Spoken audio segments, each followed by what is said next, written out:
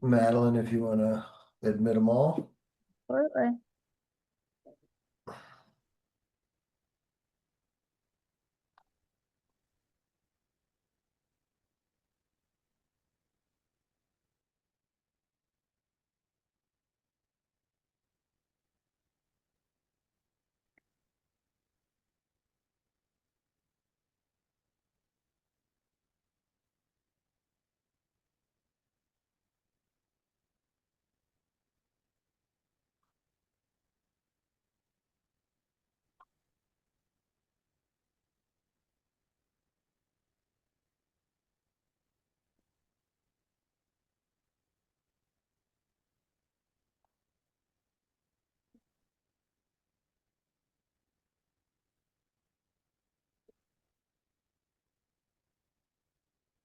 All right, folks, we're gonna just wait a couple minutes and make sure we get a quorum here. It's hard to tell it right now, but let's just give it a couple minutes before we go to starting the meeting formally.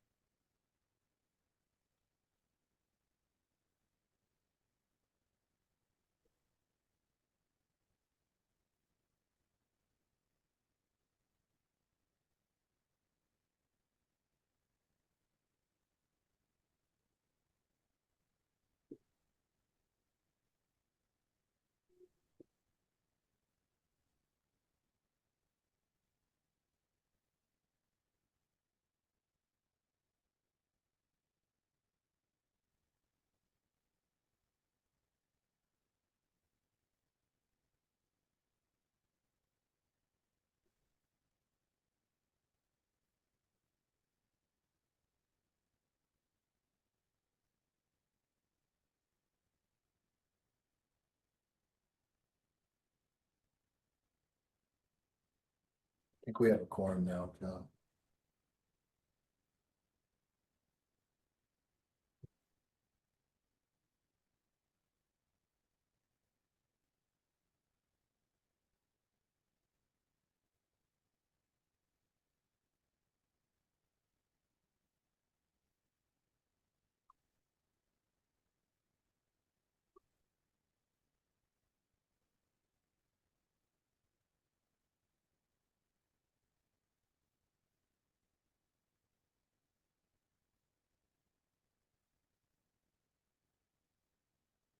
All right, I think we're gonna get going. Good morning, everyone. Welcome to the third meeting of the Extended Producer Responsibility Commission. I'm John Beeling, I'm the chair. First order of business will be to call the roll. If we could put the roll up, I will start. All right, I am here. Representative Barber. Here. Senator Barrett. Sharon Byrne Kishida. Lee Ann Cole. I'm here, Max Hayworth, on behalf of Leanne Cole. Jose Delgado. Present. Janet Dominant. I'm here. Lou Dubuque. Present. Magda I'm going to butcher this, Gumkarts. I'm here. Sarah Kalish. Present. Chris Callahan. Here. David Melly. I'm here. Connor O'Shaughnessy. Here. Andrew Potter. Catherine Reddy. Rattay, yes, I'm here. Rather, sorry. No Bill problem. Penny. Here. Neil Ryan. Here. Juanita Trabert. Present. Tracy Triplett. Here. Abby Webb. Here. All right, we've got a quorum. We have a new member. I just want to acknowledge Christopher Callahan from the Department of Public Health has joined the commission. Welcome, Christopher. So we're going to go get a few things on the agenda today. First thing we're going to do is we're going to just go through paint. And then we're going to, well, we got the housekeeping, but just in terms of what we're going to get to today, we're going to look at we sent out a draft. It's a draft kind of, it's a more robust document than what we'll submit to the legislature, but what we're going to vote on today is the actual recommendation, which was embedded in that document. So we will do that first. Then we're going to talk about mattresses. Today is mattress day. We're going to talk about some ideas, concerns, support, and then we'll see if we can come up with kind of a proposal for a mattress EPR recommendation. So for the first order of business, we need to approve the June 18th meeting agenda. Can I get a motion to approve? So moved. Can I get a second? I'll second that. Okay, any discussion?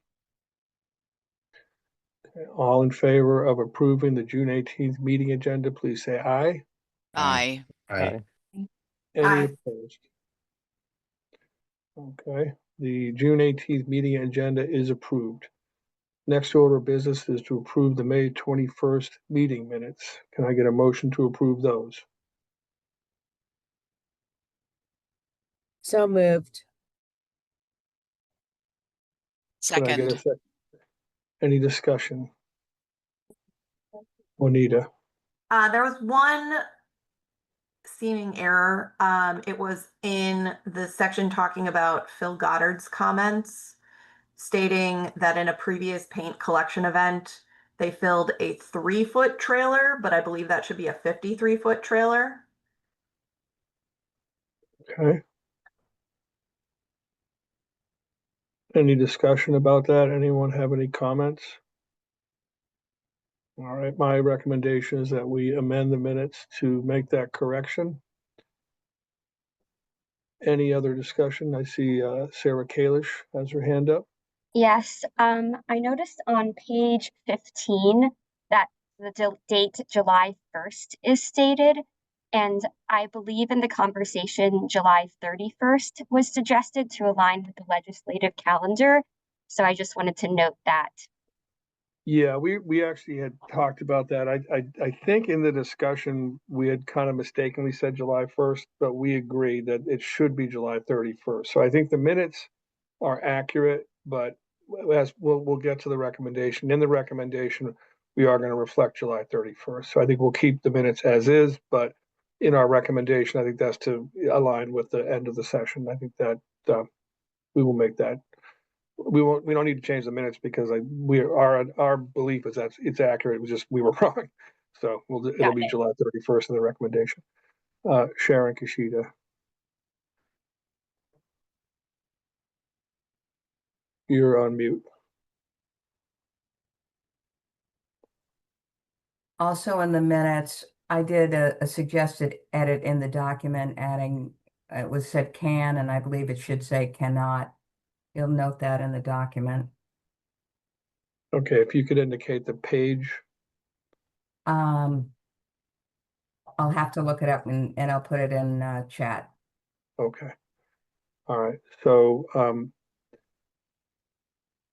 all right. I think we'll need to make both changes before we move to approve the minutes with those additions. So once that's done, someone please remind me and we'll return and make those 2 corrections and move to approve. All right. So today is going to be, first thing we're going to get to is the paint recommendation. If we could put that up onto the screen. I'm sorry, here's I'll just more staff keeping, just to reiterate for those of you who haven't been to our meetings before. Again, I'm John Beeling. I'm the Deputy Commissioner for Policy Planning at MassDEP. I'm the chair of this commission.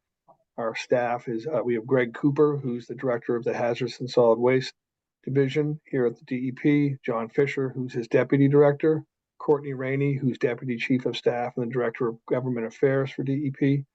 Julie McNeil is an attorney with the Bureau of Air and Waste here at DEP. Jennifer Howe is the Vice President of Planning for Greener U, who's a consultant helping us with this commission. Craig Alternos is the Director of Programs for Greener U, and Madeline Rawson is a Project Manager for Planning for Greener U. Next slide. Okay, so we did the roll call. We've approved the agenda. We're going to approve the minutes. We're going to finalize the EPR paint recommendation, level set, hear ideas, identify the agenda. So we've gotten through the roll call. We've approved the agenda. And now we're going to go to, we're going to discuss and vote on the paint recommendation. We're going to do our mattress presentation. And then we're going to have some clarifying questions. Again, please limit your questions to the presentation at that time. And then we'll have discussion on the proposed recommendation, public input for those who aren't on the commission, who are here online, and then next steps. Next slide. Okay, we spent the last meeting talking about paint, and this is what we have come up with for a recommendation. So we are recommending that the commission recommends that the I'm not going to read it because I'm just going to stumble over it. So I think folks can read this. Basically, what we are recommending that the legislature enact paint EPR legislation, which follows and tracks the programs already in place, such in Connecticut, Maine, Rhode Island, and Vermont and New York, to provide consistency across the region. We're acknowledging that there are already proposed paint EPR legislation under consideration before the legislature, House 886, which includes aerosol-based paint, and Senate 647. So these are existing. We're not specifically saying to pass those, but we're acknowledging that there are already proposed bills out there. So what we're going to ask you to do is do, so commission members, you can use the chat to do this. Scale of agreement. So this is to kind of see where we're at in terms of making this recommendation as drafted. If you, excuse me, wholeheartedly agree, please put a 1 in the chat. If you agree, but there's a minor point of contention, put a 2. If your support is with reservations, you can live with it, that's 3. 4 is we need to discuss this more. And 5 is I really don't like this. So if the commission members could please put your ratings in the chat. And we will tally it up.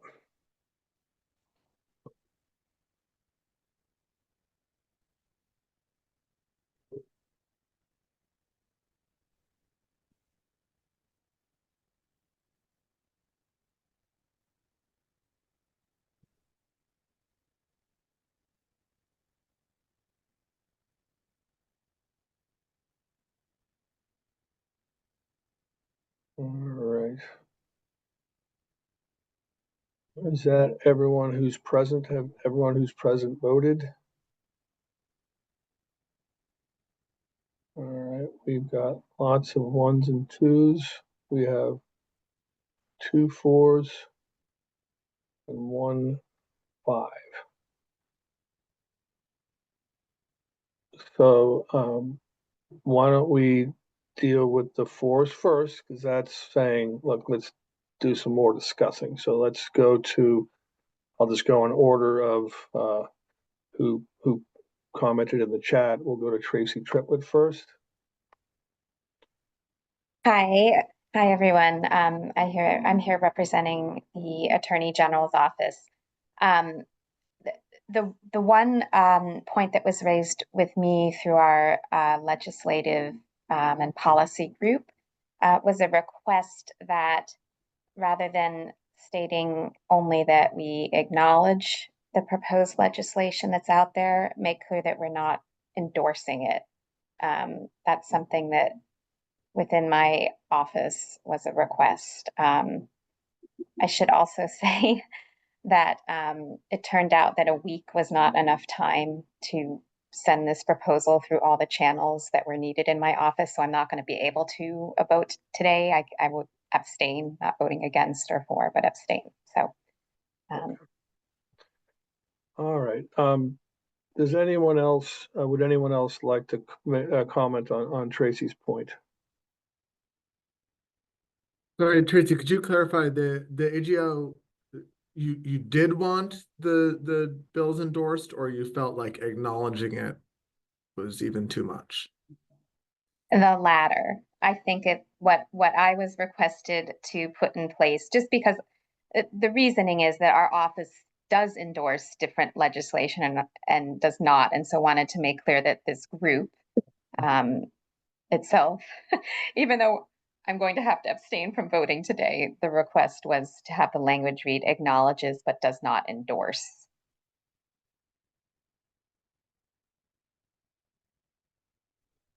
Does anyone else feel that we should take that approach? Or, I strongly disagree with that approach. okay, and you're okay with acknowledges? I would actually like it to say something. It does not need to say endorses, but I would like to say acknowledges these bills and these bills meet this criteria for the statement above.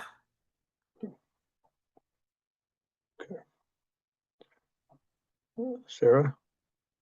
Yeah, I would say the Economic Development Office also understood acknowledges as meaning noting that they exist and not implying support. So that was what our team had internally kind of agreed to. So I guess the clarification on that language was something that we had discussed. And then also Tracy's point about process-wise, it would be also helpful to receive it maybe 2 weeks before the vote, so we can also run through the proper channels. The request I had was 3 weeks. 3 weeks works Which too. I realize is very hard. It's just we're so busy right now with many things that and there are multiple divisions within the office as well as up to the Attorney General. It turns out who have to sign off on any vote. Can't imagine you have all that much to do these days, really. Yeah. The world's on fire. Okay, so who I'm trying to see. There was another person who had a 4. Magda. Yes, wanna hi, that was tell- me. Yeah. I'm in a similar boat where 1 week just wasn't enough to solicit enough member feedback and then run this up the chain to get approval. So for that reason, I would just need some more time and more discussion on this before I could really commit to a vote. So will you be abstaining? Yes. Okay, thank you. Mr. Rennie, I believe, had a strongly disagree. Is there anything you'd like to add? Well, on the acknowledgement of the legislation, I would tend to agree with with Tracy and others that I don't see the need to acknowledge the legislation. I mean, the legislature is well aware of the bills that they have before them, and I don't think acknowledges really says anything to them. If we're not going to endorse or we're not going to oppose, I don't see it as being necessary. The aerosol-based paint edition is a new edition in these programs, and it's not in all states, as I understand it. But I would, I wouldn't, repeat myself from the everything I said at the previous meeting. But yes, I remain in opposition to the program. We don't believe that it is true extended producer responsibility, given that is 100% financed by the consumer. Thank you. All right. Does anyone else want to make any points or have any further discussion? Neil. Yeah, hi. Just to be clear, I just want to understand what we're discussing here. Are we saying we are going to endorse or not endorse the current legislation, or like if we're not endorsing or like what's the point then? So I guess is my question. Right. So or not endorsing. You know what I mean? If there's legislation out there and we're studying it, and then what's our conclusion? Are we for it or against it? Right. So our recommendation, my recommendation is that we don't pick a horse at this point. I agree. They know that there's legislation. This is in some ways stating the obvious. I don't think we feel strongly that we need to have that statement in there. But we thought it just frankly somewhat respectful to say, look, we know you've been working on this. We're not coming at you out of the blue. There's been work done in this area. And so it's at least, useful to acknowledge the work that's gone into producing some legislation. So that was the thinking. We don't really see our role as endorsing specific legislation. We're really here to make recommendations about EPR programs. And this one, it's ready-made, right? We don't need to go into a great deal of detail as to the structure of the program, because there's all these existing models out there. So I anticipate the recommendations for the other products we'll be discussing will be more detailed than this. But that's the thinking behind acknowledging versus endorsing.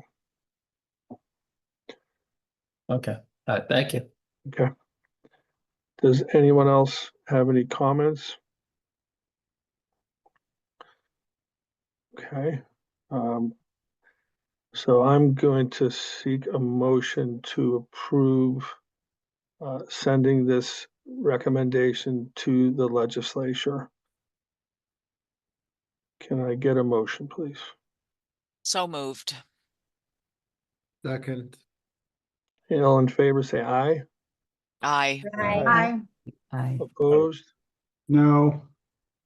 Okay. I think the motion has carried. Like we can go to a individual hand raise if anyone would like to, since we have a no vote. Okay, the motion carries. We will making this recommendation. We will copy everyone on the commission and thank you all. All right.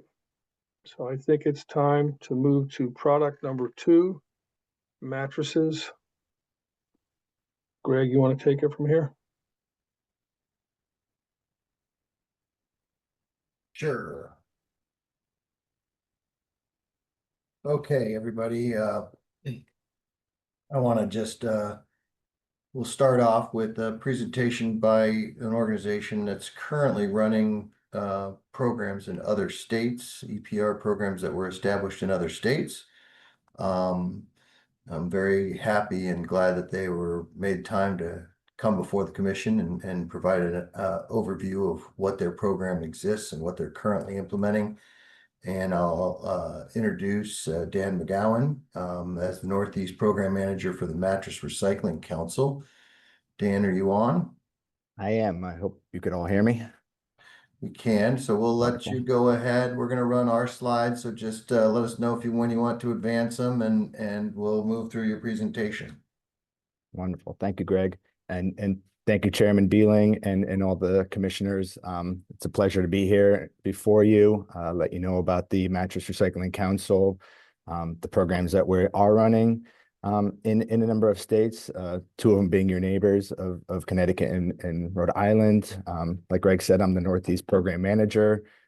It's part of my job is to oversee those 2 programs and make sure the operations run smooth. And this is near and dear to my heart. Previously to joining the Mattress Recycling Council, I was a municipal employee in Connecticut running their solid waste and recycling department. I was doing so when the law got enacted in Connecticut and this program started. So I've reaped the benefits as a municipal employee and running a department, and now happy to be here with everybody to talk about it. So if we go ahead and advance, Greg. So yeah, I am with the Mattress Recycling Council. We are the nonprofit that was created when the law first got passed in Connecticut. That was the first law in 2013. And I'm not going to go into the details of EPR. I think we all know the basics. But at that time, the law got passed, and the International Sleep Product Association, the trade association, the voice of the mattress and sleep product industry, created the Mattress Recycling Council, the nonprofit, to be the the pro of this new program. And the Mattress Recycling Council created the Bye Bye Mattress program. I'm sure many of you have heard of that. If you haven't heard of the Mattress Recycling Council, that's our consumer facing brand and the program that we run. And it's really there for the consumer to go ahead and understand why to recycle, how to recycle. One of the great things it has is a locator tool on that buybymattress.com website where you could type in your address and it will point you to the nearest drop-off spot or direct you the best way to get rid of your mattress through the program. Okay, if we just go ahead and advance. So, what exactly do we do?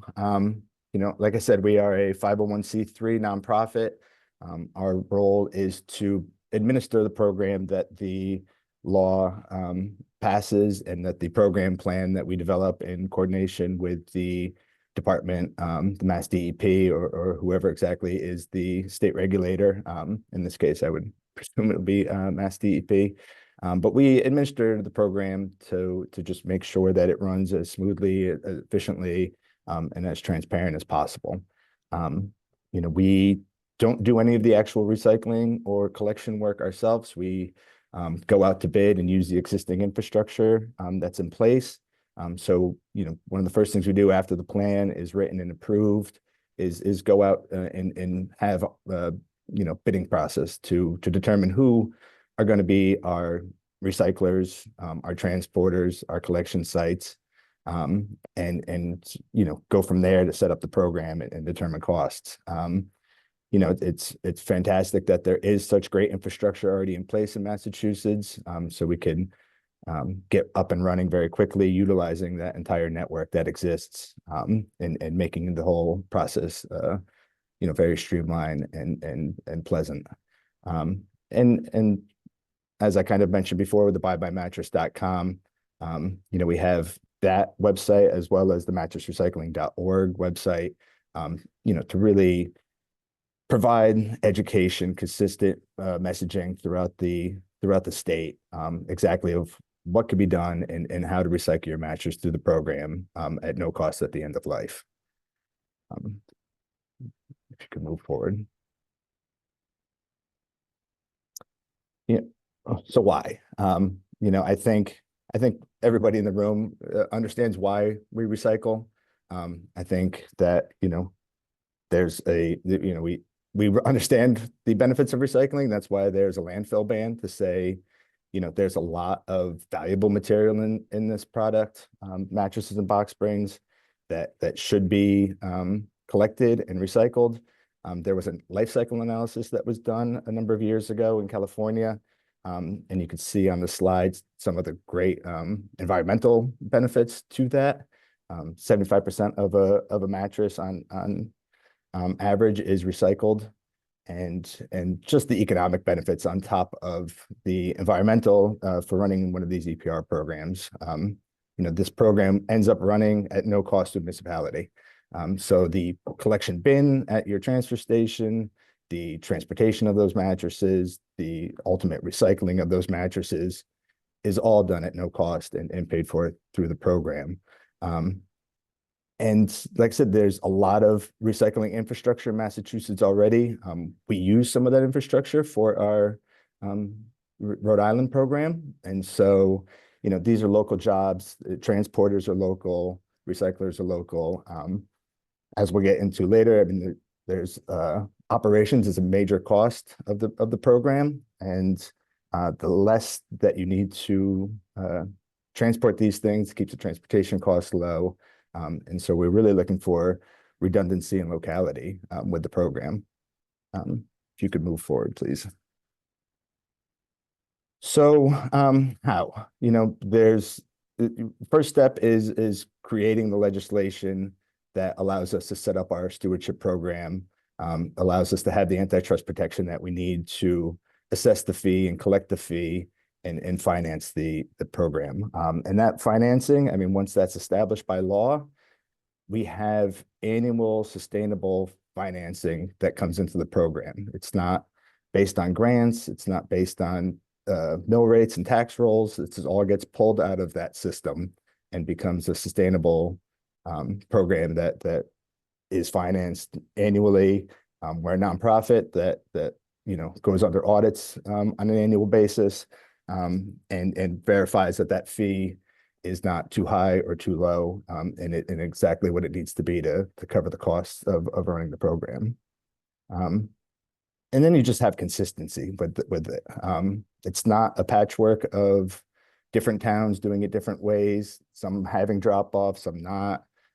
This is something that becomes a consistent message throughout the state, consistent opportunity for every Massachusetts consumer to take advantage of, and something that we as ISPA and the MRC fully support and run in other states and look forward to bringing to Massachusetts. Can move on, Greg. And obviously there's a role for DEP, the state regulator. Like I said, once that legislation gets passed and we start working on the program, accept it as the pro for the legislation. First thing is to start working on a program plan, and that gets submitted to DEP, gets approved by DEP, and an opportunity there for a number of stakeholders to get involved and develop that. And then after that, we're looking really for them. This is a state law, so they're going to have to enforce the provisions of that law, which really is the mandatory payment of that fee at the point of sale, to make sure there's no free riders in the program, and make sure that everybody is playing on a fair and level playing field. We submit an annual report to the state that gets reviewed and approved by the regulator. And then in the laws, we have our own websites, but a lot of folks go to MassDEP website as well for information and regarding the environment and recycling. And there's information about our organization and mattress recycling that is maintained at the MassDEP website. We could continue.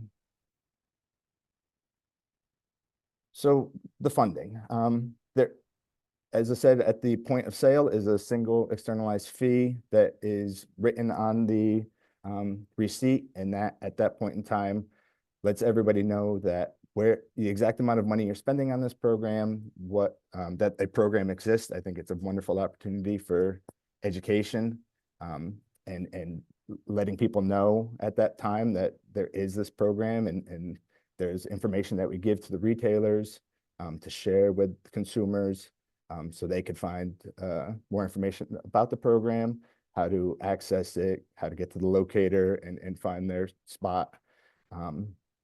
It's paid for by all consumers, so it's not just the homeowner or whatnot who's buying a mattress. It's also all the hotels and schools and everybody, and they are all able to utilize the program on the back end and recycle at no cost at the end of life. And so that's a very robust piece of the program that we collect a number of units from, as well as the retailers.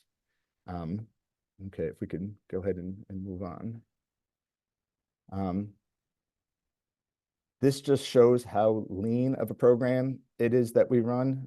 These are the current Connecticut fee expenditures for the program. We are a nonprofit. As you can see, 88% of the fees that get paid are wholly in operations. That's the cost that the money that we give to the recyclers to do the actual recycling work, the transporters to get those from the collection sites to the transporters. Collection cost is rental of containers and event labor and things of such nature. And then there's marketing to run provide all the marketing and education expenditures, and then our administrative costs. Those are all the that we need to do to run the program, whether that be insurance, legal, payments to the department, collection of fees, and making sure that gets audited on an annual basis, the audits we do and the program plans that we provide, the annual reports, all that administrative costs. But, the close to 90% of the program goes right back into running this. This is a very efficient program and we're very proud of it. We can move on, Greg. So where are we now? I mean, I think we all know that there was a landfill ban that went in place in 2022, and that you can no longer dispose of mattresses unless they, hit a criteria that's laid out that says they're, just unrecyclable anymore. They're a biohazard, something to that effect. The vast majority are recycled. It's actually been a boon in that we've have a great recycling infrastructure now through the recyclers that have come into the state to take advantage of that, through the the transportation and collection network that's been developed, and all something that we could lean on and work with as we move forward. But unfortunately, it's also created inconsistencies. There are high costs that are kind of all over. Whether I think the lowest I've seen is $30 to just drop off a mattress. In some cases it's over 100. That is a large amount of money for some folks. I think it leads to folks looking for alternatives, or some towns are just absorbing that into their tax roll, and that's a high burden for the taxpayer, and something that this program would be able to take on and get off the tax roll, and get away from that just regular consumer. And yeah, like I said at the beginning, Connecticut just celebrated this 10th anniversary. Rhode Island is shortly will be doing the same. These are programs that have been operating well. We have very robust participation by those cities and towns. There's 169 towns in Connecticut, 157 of them currently participate, and 38 of the 39 in Rhode Island. We have a very large network of hotels and schools and et cetera that use the program, waste haulers, junk haulers. It's been a true and proven and efficient system that we look forward to moving into Massachusetts, as well as you see New York and New Jersey have been discussing it. Your neighbors to the north have been discussing it. It's something that I think we'll be seeing spread throughout the country as we go forward. Next slide, please. And so again, these are the current states that we operate in now. Connecticut, California, Rhode Island, and Oregon just started. You could see the start dates, the fees that are currently collected at that point of sale to run the program. Just to give you an idea of the amount of units that have been recycled, Connecticut and Rhode Island combined are over 2 million mattresses over those 10 years. And that's a lot of landfill space preserved, a lot of material that has been kept out of the waste stream. And Connecticut alone, I know that number off the top of my head is over 30,000 tons of material that have been recycled. If we could move on. And this is just to show you, again, I mentioned before of the amount of municipalities that operate as a collection site, and just the convenience that's afforded to the resident, and to the consumer looking to get rid of a mattress. We want to meet the person who's looking to get rid of their mattress at the point where they're looking to get rid of their mattress. Typically speaking, that is your local transfer station. So if you don't even know about the mattress recycling program, you just need to get rid of your bed, you're going to put it, in the back of your truck and drive it to your transfer station, and just expect to get rid of it. But, when you now get to your transfer station, there's a Mattress Recycling Council provided container at no cost that the transfer station attendant is able to direct you to and say, there's no cost to get rid of that, put it over there. We're actually going to recycle it now instead of throwing it in the bulky waste stream. And so, very robust. We try to meet you at that point in time, and have a site that's within your municipality at your local transfer station, or if not, put some fully public sites that allow you to go to that site and drop off if your town isn't a participating site. If we could continue on.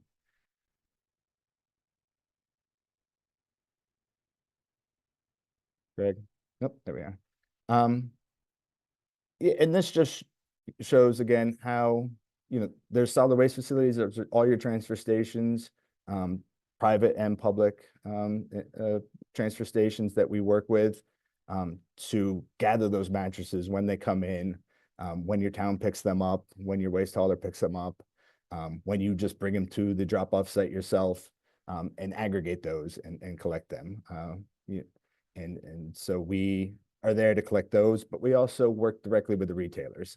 The retailer, a lot of times when you buy a mattress, you will have it delivered to your house and they'll take that old mattress away. We will work with those retailers to recycle those mattresses so that disposal is no longer a thing that the retailers need to worry about, or you as consumer. We have all of our large commercial volume that we do. So if you're a university, a hotel, you're swapping everything out, military establishment, hospital, etc., you're doing 1,000 mattresses. We'll drop trailers at your site, take those away and get those recycled. And now it's no longer a burden of those facilities to dispose of these things at the cost that they currently need to. Again, part of the no cost system for disposal. And there's a lot of we work with a lot of junk haulers, the last mile providers for retails, all the folks that are through their businesses, being contracted to go pick up mattresses and box springs from their customers. There's now an opportunity that they don't have to pass on any sort of disposal charge because there is no disposal charge. And we offer drop sites for all those folks to bring their mattresses and get them recycled at one of our facilities. And just really shows there's, that regardless of who you are or how many matches you're going to get rid of, we will work with you to figure that out and get those recycled. That's all part of the program and the program plan. Move forward, please. And this is just, showing the, just stacking up success over the last 10 years. 15 million mattresses recycled, 15 million cubic yards of landfill space that equates to, and it's just millions of pounds of material that, were destined for a landfill or waste energy plant and have now been made into new products instead. Moving on.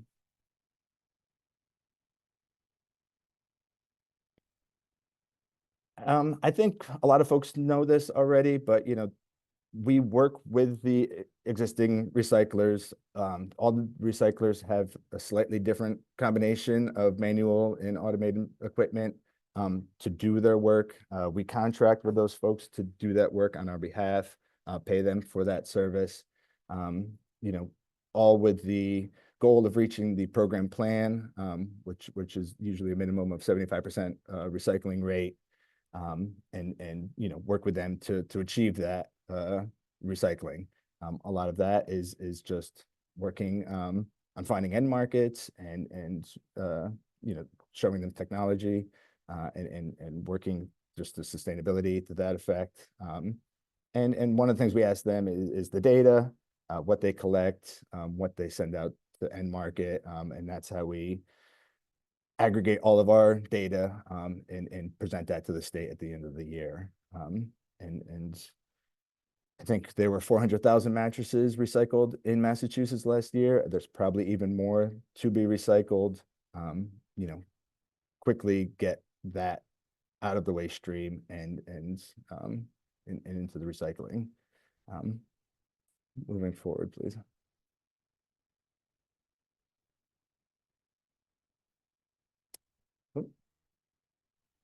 Oh, I won't take much time here. I just put this in here to just show you all the various facets of mattresses and box springs.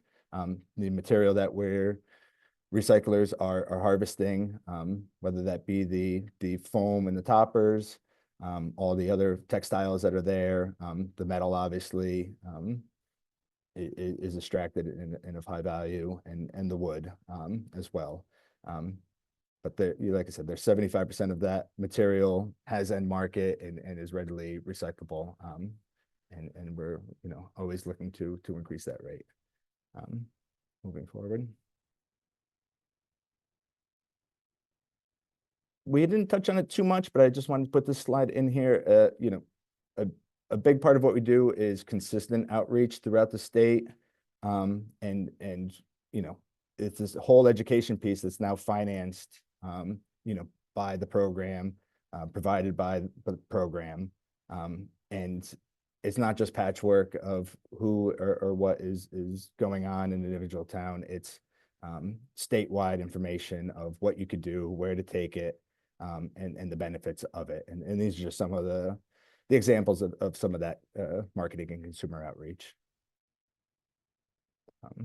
Whether it be in-store posters at the point of sale, social media posts, our websites that we maintain, a lot of different ways that marketing speaks to the customer, and lets them know that there is a recycling program. Greg.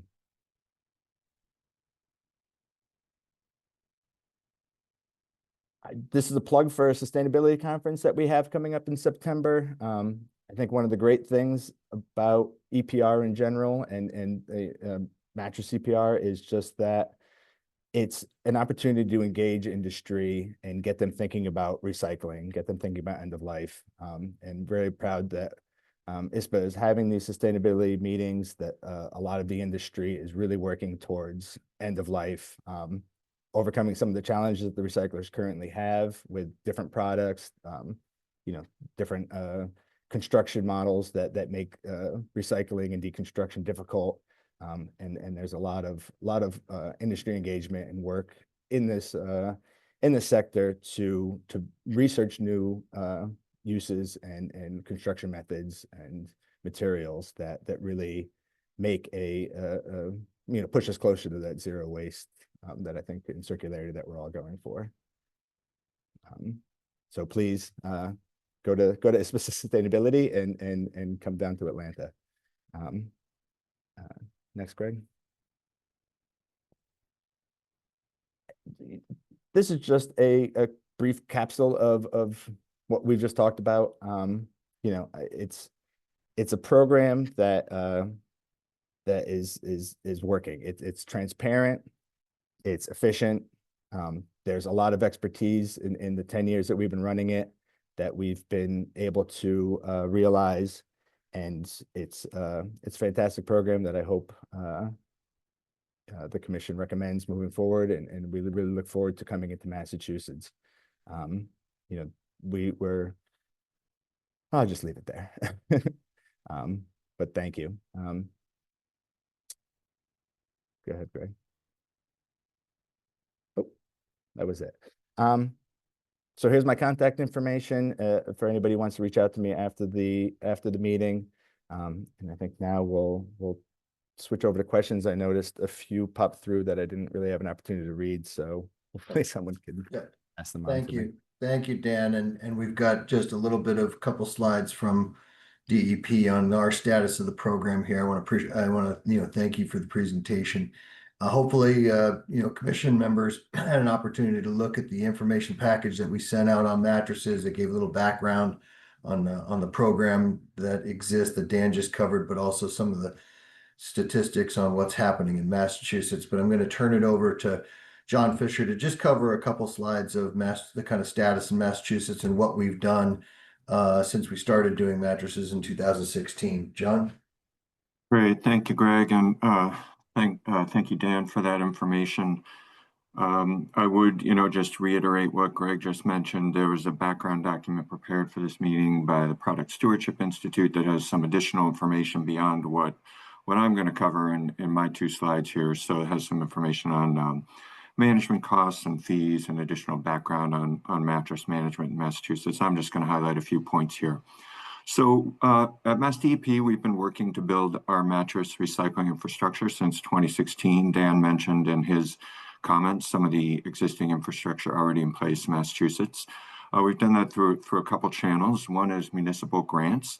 So we've awarded a total of 2.7 million grants to 128 municipalities. There were an additional 34 municipalities that benefited from those grants through shared regional collection access.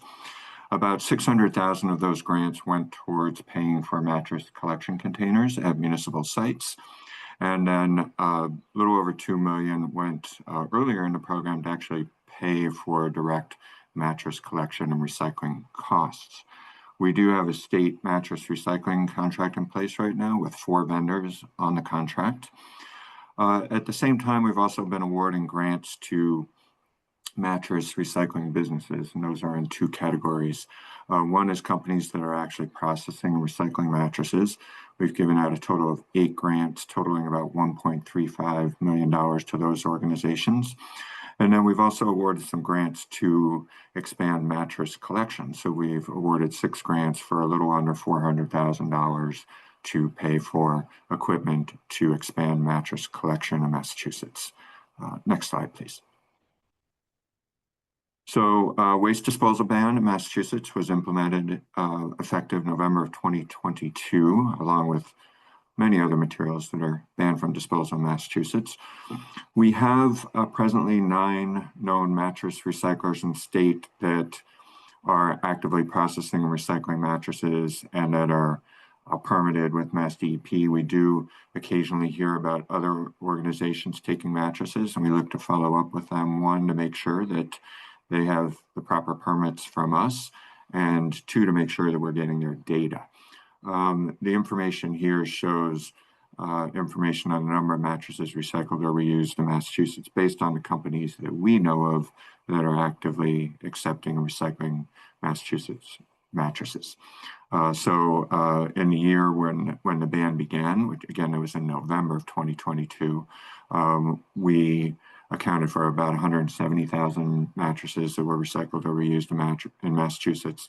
And as Dan mentioned, it's gone up to in the neighborhood of 400,000 mattresses in the past couple of years. Based on our reporting, it leveled off from 23 to 24, but in the neighborhood of 400,000 mattresses captured for recycling on an annual basis. So it's a quick update. And again, just I'll reiterate that there's some additional background information in the background document prepared by the Product Stewardship Institute.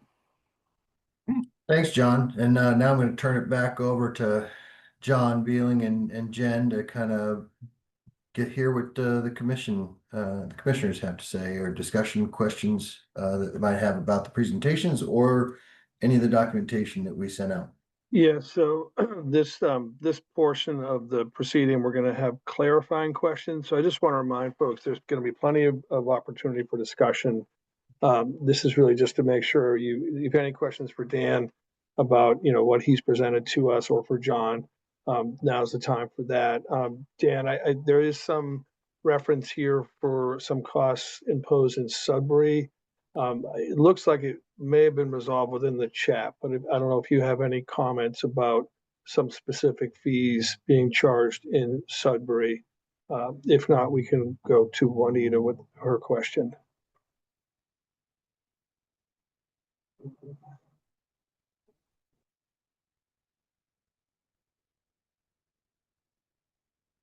I don't know, Dan, have you had a chance to look at those? I'm gonna drop off video because I'm suddenly getting glitchy on my end. Okay. I think that was related to a Massachusetts-based town has a particularly high disposal fee, and I'm not sure. Okay, maybe John or Greg, do you have any comments on that information?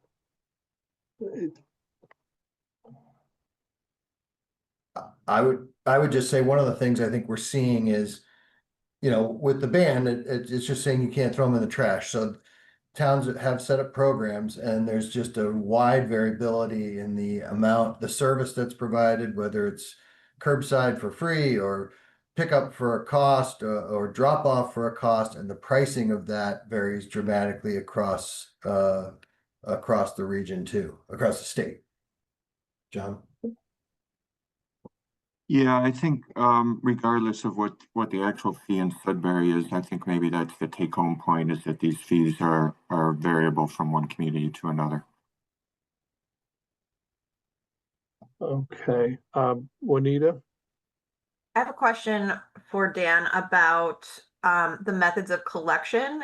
Curbside collection was referenced on his slide, and I'd like to understand how curbside collection fits into MRC's model.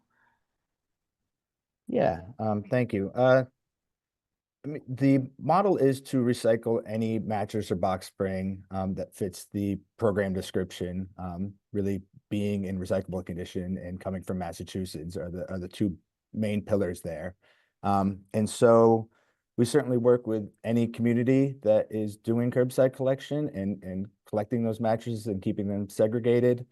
If they're collecting them in such a way that they're just going into the back of a trash compactor and getting mixed with kitchen waste and things like that, and losing the structure of a mattress, they wouldn't be something that our recyclers would be able to deconstruct and market. But any bed that gets picked up and collected is eligible for no cost recycling. And so whether that is the curbside collector bringing them directly to the recycler after getting picked up. In other cases, we might have a trailer at their facility or the DPW yard or the transfer station that those could get aggregated in, and then we would transport those to the recycler and run through the program and recycle.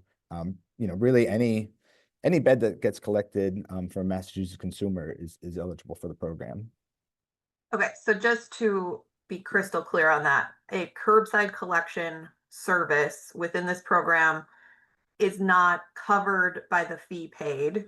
It needs to be arranged separately, either by the municipality or by the resident, and paid for, and then brought to a collection point that is covered within MRC's program. Correct. The cost of that curbside collection is very high, depending on where you are. We have that in the law 1023, which is our model legislation, as premium service. So anybody who wants that service, needs that service, is being offered that service, it's there. But what we provide is a no cost drop off spot. So we don't want to have that fee, and that service part of the fee, and have that fee any higher than it needs to be. We want that to stay low. And if you want that service of curbside, it's certainly available. We'll recycle that bed at the end of it. We just don't feel it should be part of that fee, and allow folks who don't need that service, don't want that service, to have to pay for it. Thank you. Okay, Representative Barber? Thank you. I just wanted to make sure, I think I saw in your materials, the fee is 100% on the consumer at point of service. Is that correct? That's the collection point of the fee is at that, a visible fee on the receipt that gets established by, an auditing process and the state regulator and ourselves. And that's the source of income for the program. Okay, from the consumer. Yes. Okay, thank you. Yeah, away from the taxpayer, not the consumer and the user. Eric Dyson? Hello, how are you? So I had submitted some questions in advance. So I'm not sure how the process works here, but just one for Dan, mainly because he's on the line. So you noted in your presentation was very helpful for those of states that don't actually recycle mattresses. it's a great idea of sort of how to do that. You know, that's in state here. We've had it for a couple of years. But you noted that Massachusetts recycled over 400,000 mattresses, or roughly 400,000 mattresses last year, which according to the PSI report that was attached to these minutes was 66% of all the mattresses available. Yet in your other program states, you're hovering right around that 65 to 68% recycled 10 years into the program. So wouldn't that suggest that the Massachusetts model is working quite well? There is price variability, which you all have noted. Again, I think it's a different sort of much more complicated topic to discuss, not just throwing out round numbers and saying Sudbury's 125, Wakefield's 60, whatever, because of course, each one of those towns is a different collection method. And as you just noted, curbside would not be included, which is over 50% of the population of Massachusetts currently avails itself of curbside recycling of mattresses. So that entire part of the population would be excluded from this program and still pay that tax upfront at purchase. But my question really is, how do you justify, and PSI made a statement that they would get up to 95 to 98% of mattresses recycled, when we're already doing 66%, and the other states you've been in for 10 years are right at that same. You know, I think you're looking at two different numbers there, Eric. You know, the 66% that Massachusetts is doing is collection of mattresses.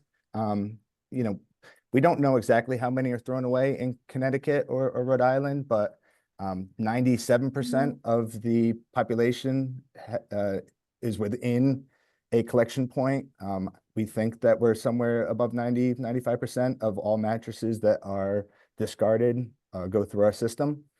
So we, you know, through the program, through the consistency of the messaging, through the availability of all municipalities to take advantage of it, you know, we easily, not easily, but we would, you know, realistically surpass that 66% that is currently collected and get those recycled.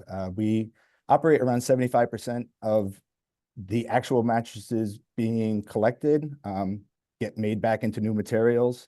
There are certain materials that are in there that don't have good end markets. Sometimes the beds will come in moldy or excessively dirty. There's not good market for that. So there is a you know, percentage of the mattresses that are collected that don't ultimately get made into new products, and we don't count them in our recycling, you know, 75% number.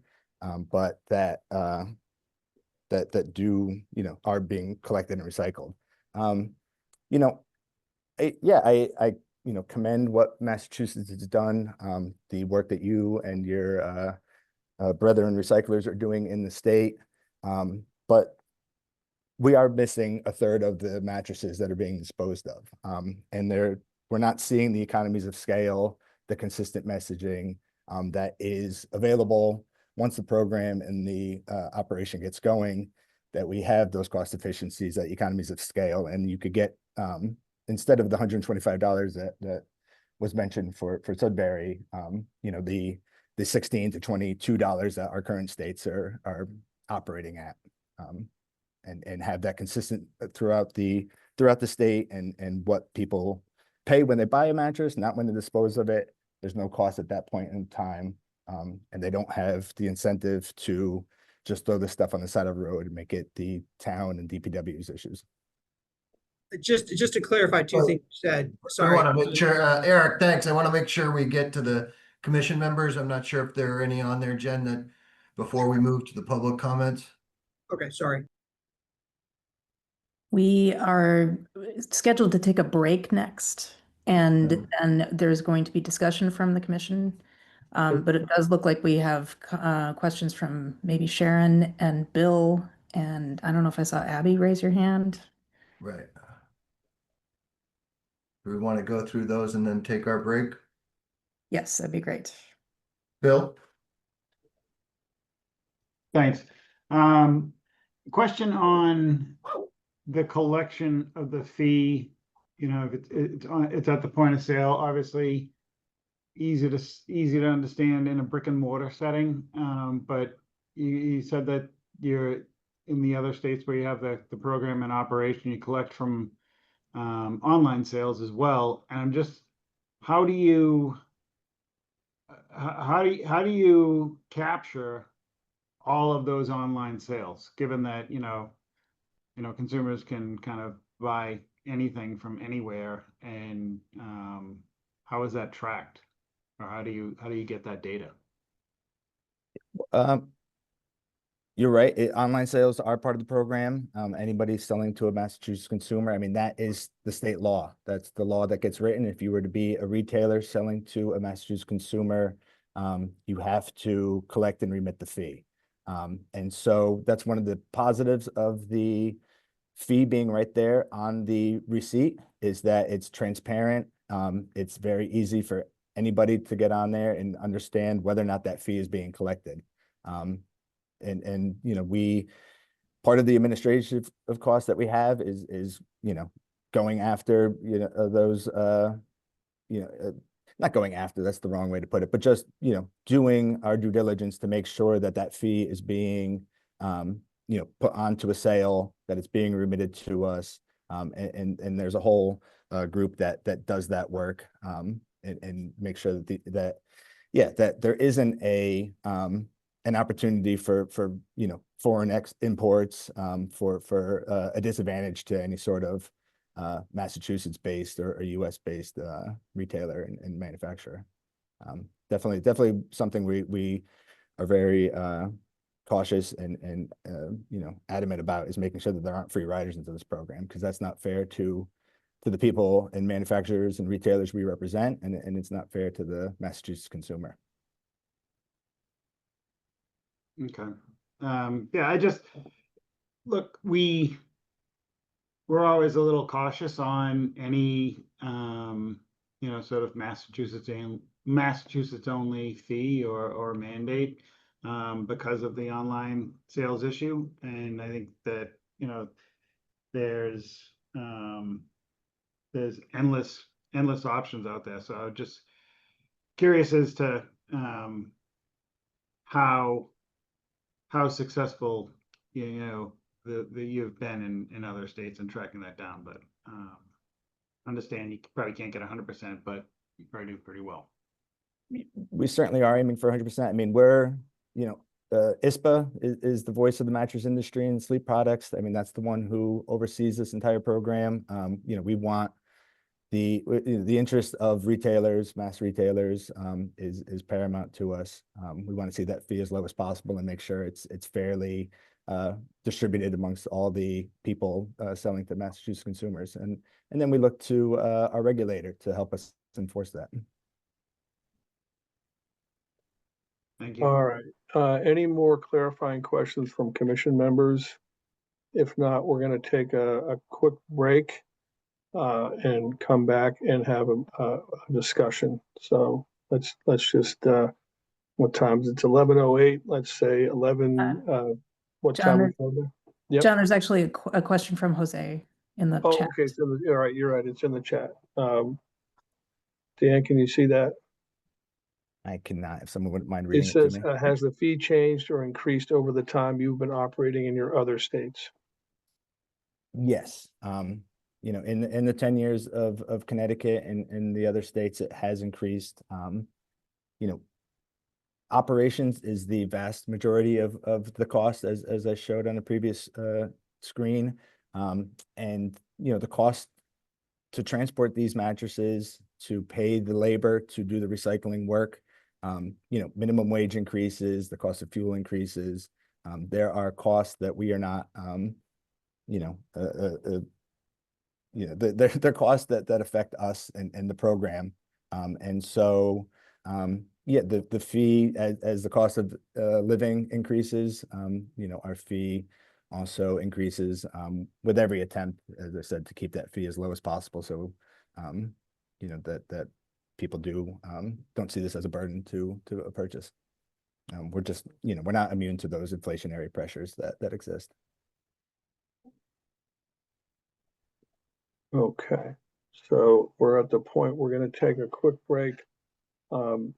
Let's give people 10 minutes. So 11:20, we'll be back. Thanks all.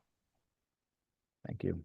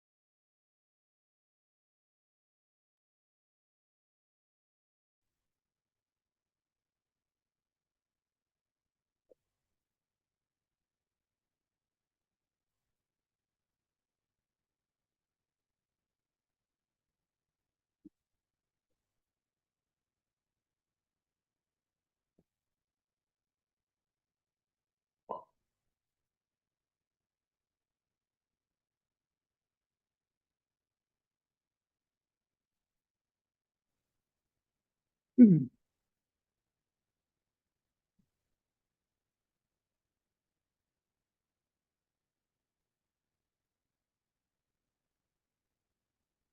hoping we can get started again pretty soon here.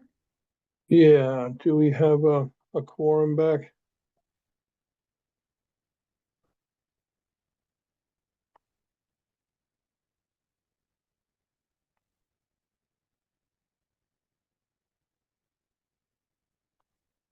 Think so. All right, so I think before we go to the next phase, I just want to wrap up the minutes. So we had a couple of corrections to make to the minutes. The first one is on page 10, second paragraph, the beginning of the fourth line. We should add not. So it should be cannot. That would be one change. And then the second change is on page 14, third line.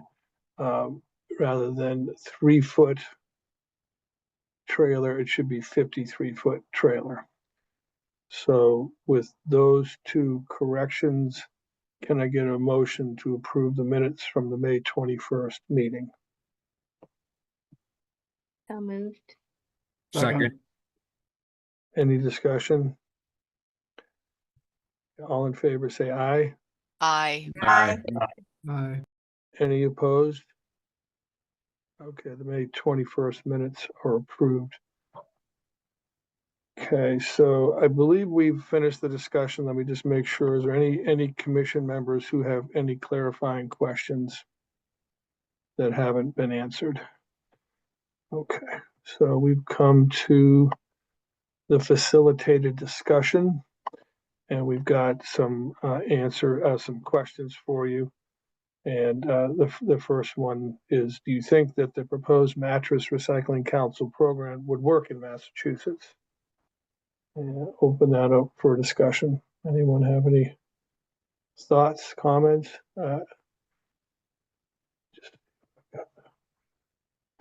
Abby? Abby? Sure. Yeah, so thanks to those who have presented so far. I think for background, for those who don't know, Casella does provide mattress recycling services. We have facilities in Connecticut and New York, and we provide collection throughout the Northeast. I believe we've gotten a little support from DEP grants here in Massachusetts for some of that collection, but company-wide, we recover something on the order of 250,000 units a year. So in general, we do support EPR for hard to recycle materials. And we've had the experience of operating with mattresses under, EPR programs, under bans, and under voluntary programs. So interesting to hear the discussion here. I think to the point that was raised earlier, probably fair to applaud the municipalities and the companies and the nonprofits and the organizations and all of the above who have already achieved a lot in a short time here in Massachusetts under the ban. That 66% rate does seem to be comparable to what's been established and achieved under longstanding EPR programs. So, and I guess just as a resident, I look on here in Fitchburg, Mass, I have a variety of affordable options for the management of my mattress when I am done with it. So I guess my question for maybe the commissioners altogether to consider is whether it's realistic to expect EPR to deliver above and beyond 66% and how that might happen, how that might play out, how it would actually happen. And then along with that, is it possible that mattress recycling is already sufficiently well established in that it doesn't need EPR? So again, question for consideration. And if so, if we say, hey, mattresses are on a good path, we could then turn our limited time and attention to a different material stream that would better advance the state's goals.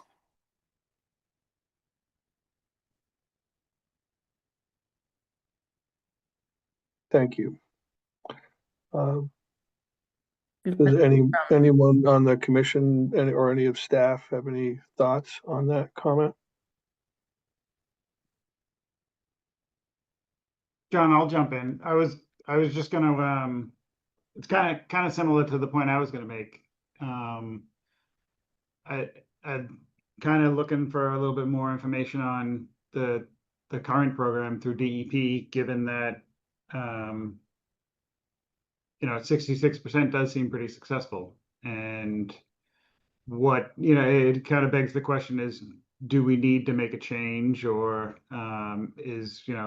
you've only been up and running for a couple of years. Are we going to continue to, trend upwards?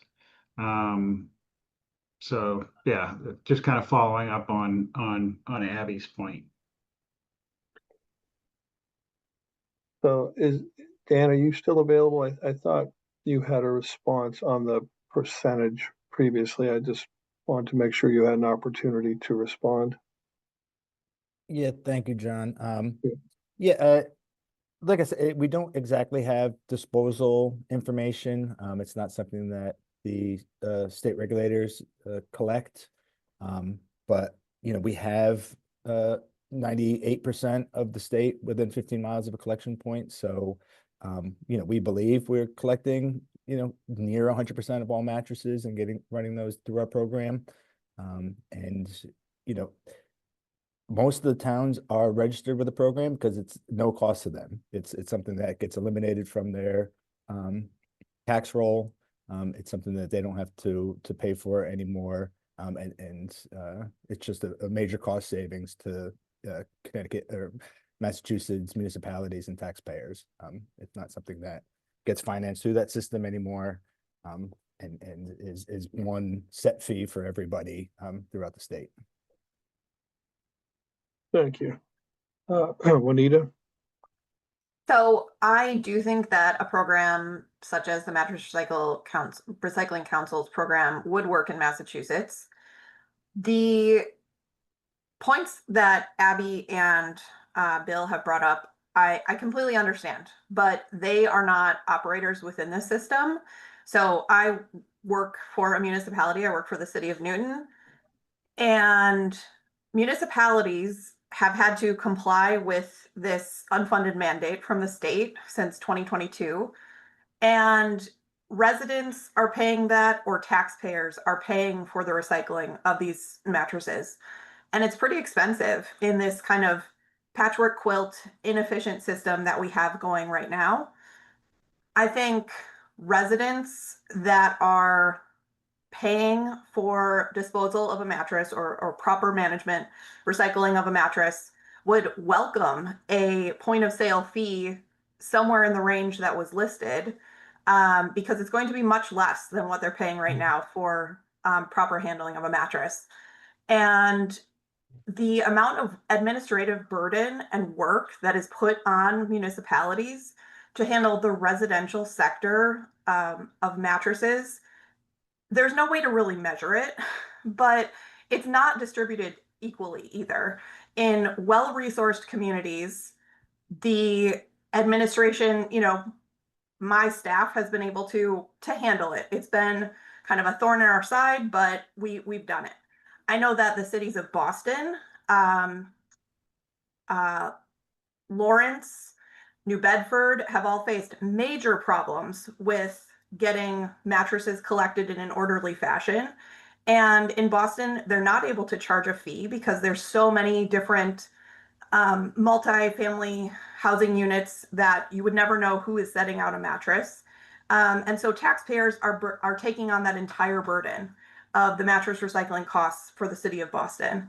And I don't see that as being a long-term sustainably funded system, whereas this EPR system would create that level playing field of funding, and it would just be consumers of mattresses that are paying for it instead of taxpayers. Thank you. Sharon? Yeah, Sharon Byrne Kashida, Mass Product Stewardship Council, Cape Ann Climate Coalition.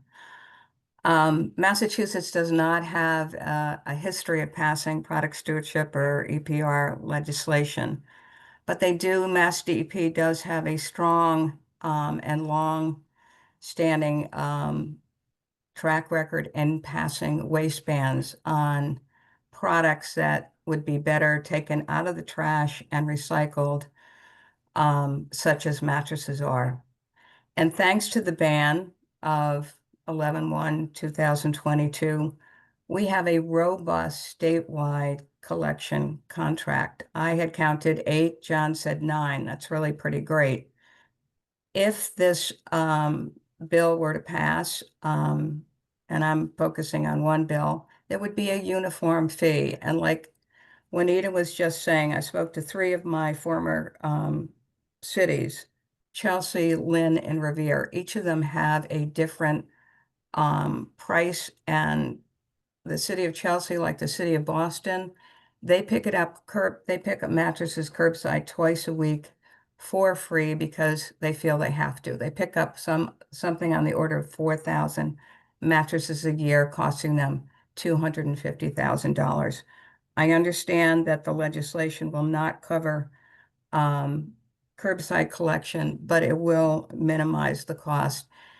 Curbside collection in Revere is $75 per piece, and it's $55 in Lynn. So that's another thing that's going to happen if this legislation passes. We're going to have lower cost and a uniform fee. Makes so much sense. It's going to reduce trash, one of the major goals of our solid waste master plan. It's going to reduce illegal dumping, which in turn will also lessen contamination. Thank you. Karen, when you say the legislation, are you referring to any specific bill that's been filed or the recommendations made by the council? Well, I have one bill that I favored. Do you want that bill number? Yeah, no, just you were referring to legislation, so it would just be helpful to have that in the minutes. Yeah, so it's House Bill 1023, Representative Phillips, and I would want to make a few changes, but it's MRC's bill, and it doesn't contain the addition of 2 of them suggest a social enterprise fund, but it's not well defined what the impact of that would be, and another one mentions a grant program. Okay, thank you. Andrew.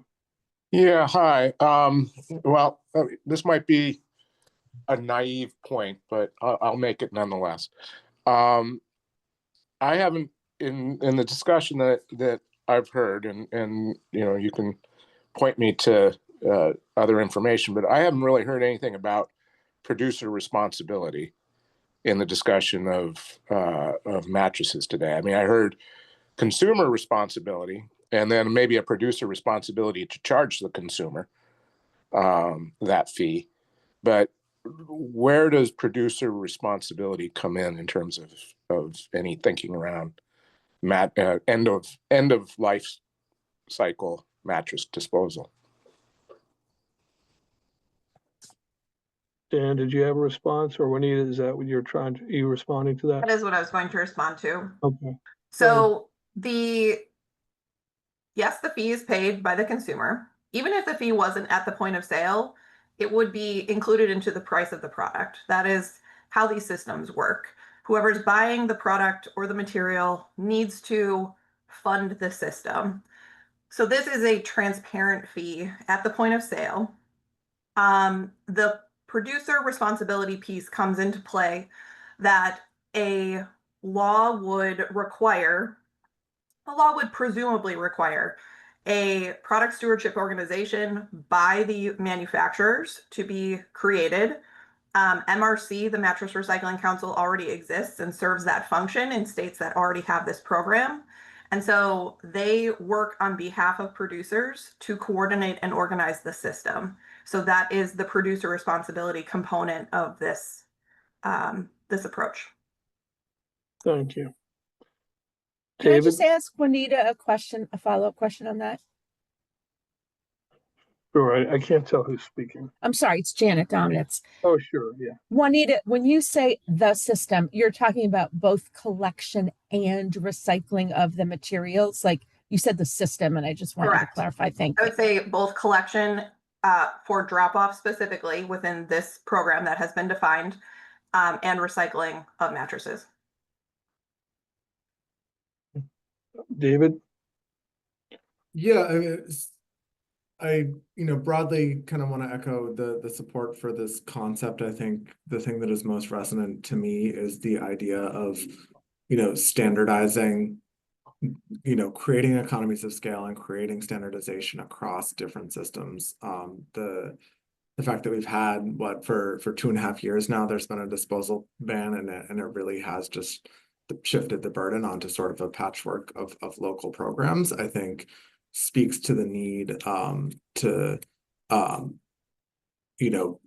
create a unified system. I think the two sort of things I would add to that are one, to Juanita and others' point, municipalities have been the sort of front lines of this work to date. And so I think in setting up a program in Massachusetts, just having DP and municipalities be really collaborative with the actual producer responsibility organization and designing the program, I think just makes a lot of sense. So however that gets, written into the, in consultation with kind of language into legislation, I think, we'd be silly not to ensure that the folks that, have been dealing with this already aren't given, an opportunity to weigh in on how that gets designed. And to, can't remember who asked the question about, was it Andrew, about producer responsibility.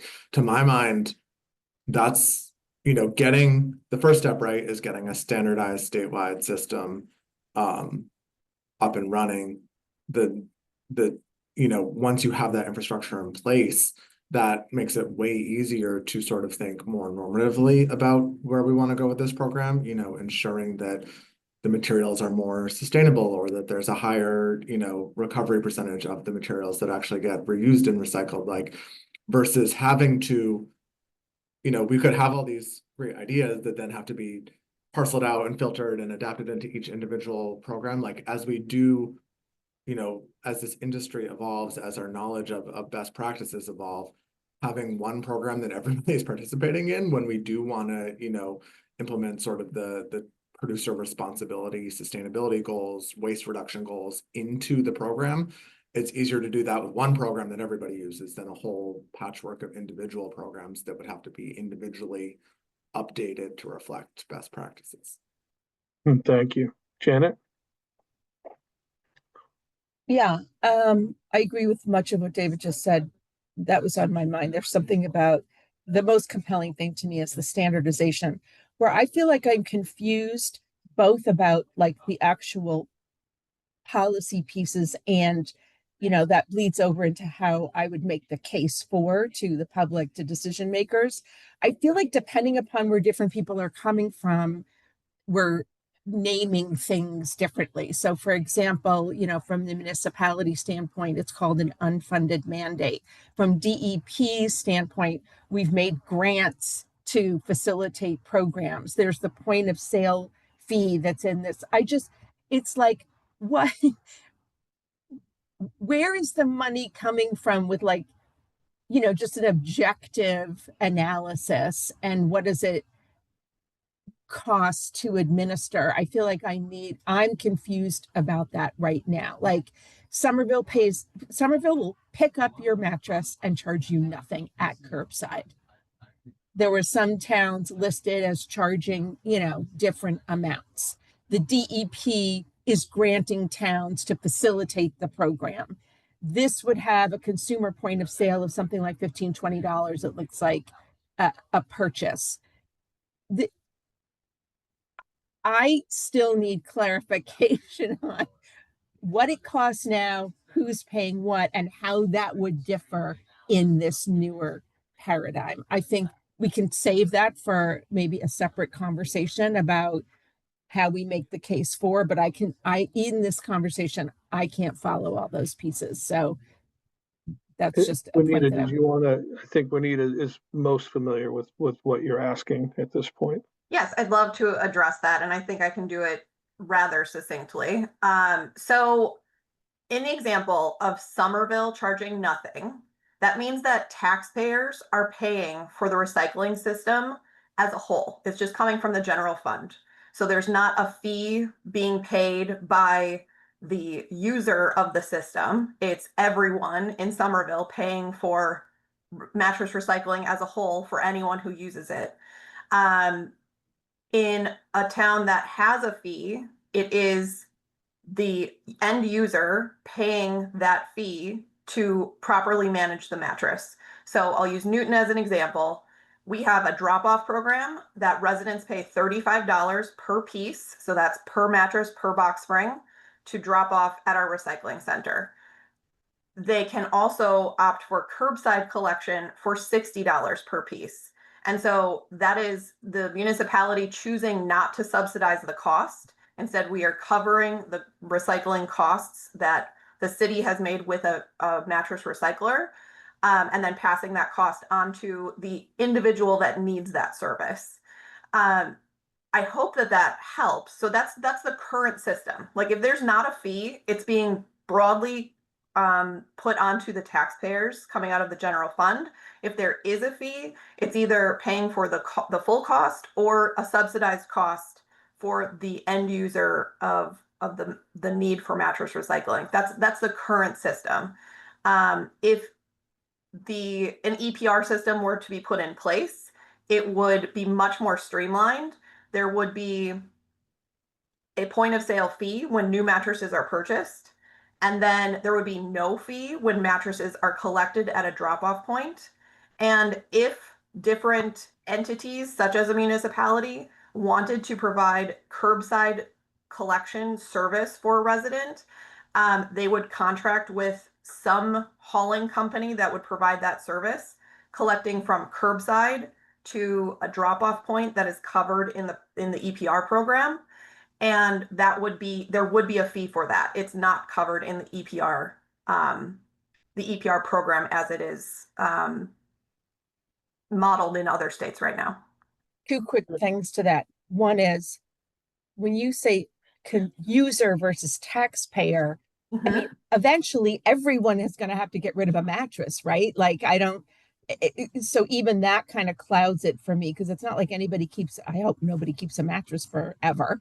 So yes or no, because there is a robust, I would say, reuse network. If you have a mattress that's in good shape, you could sell it on Facebook Marketplace or give it away for free on Facebook Marketplace. So you would never have to pay to get rid of pay to recycle your mattress if you were able to get rid of it in some other fashion and kind of keep it in use.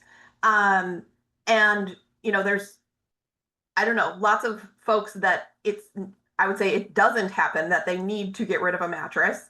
Does that help at all? Like there are circumstances where that does not apply to people at different times. Yeah.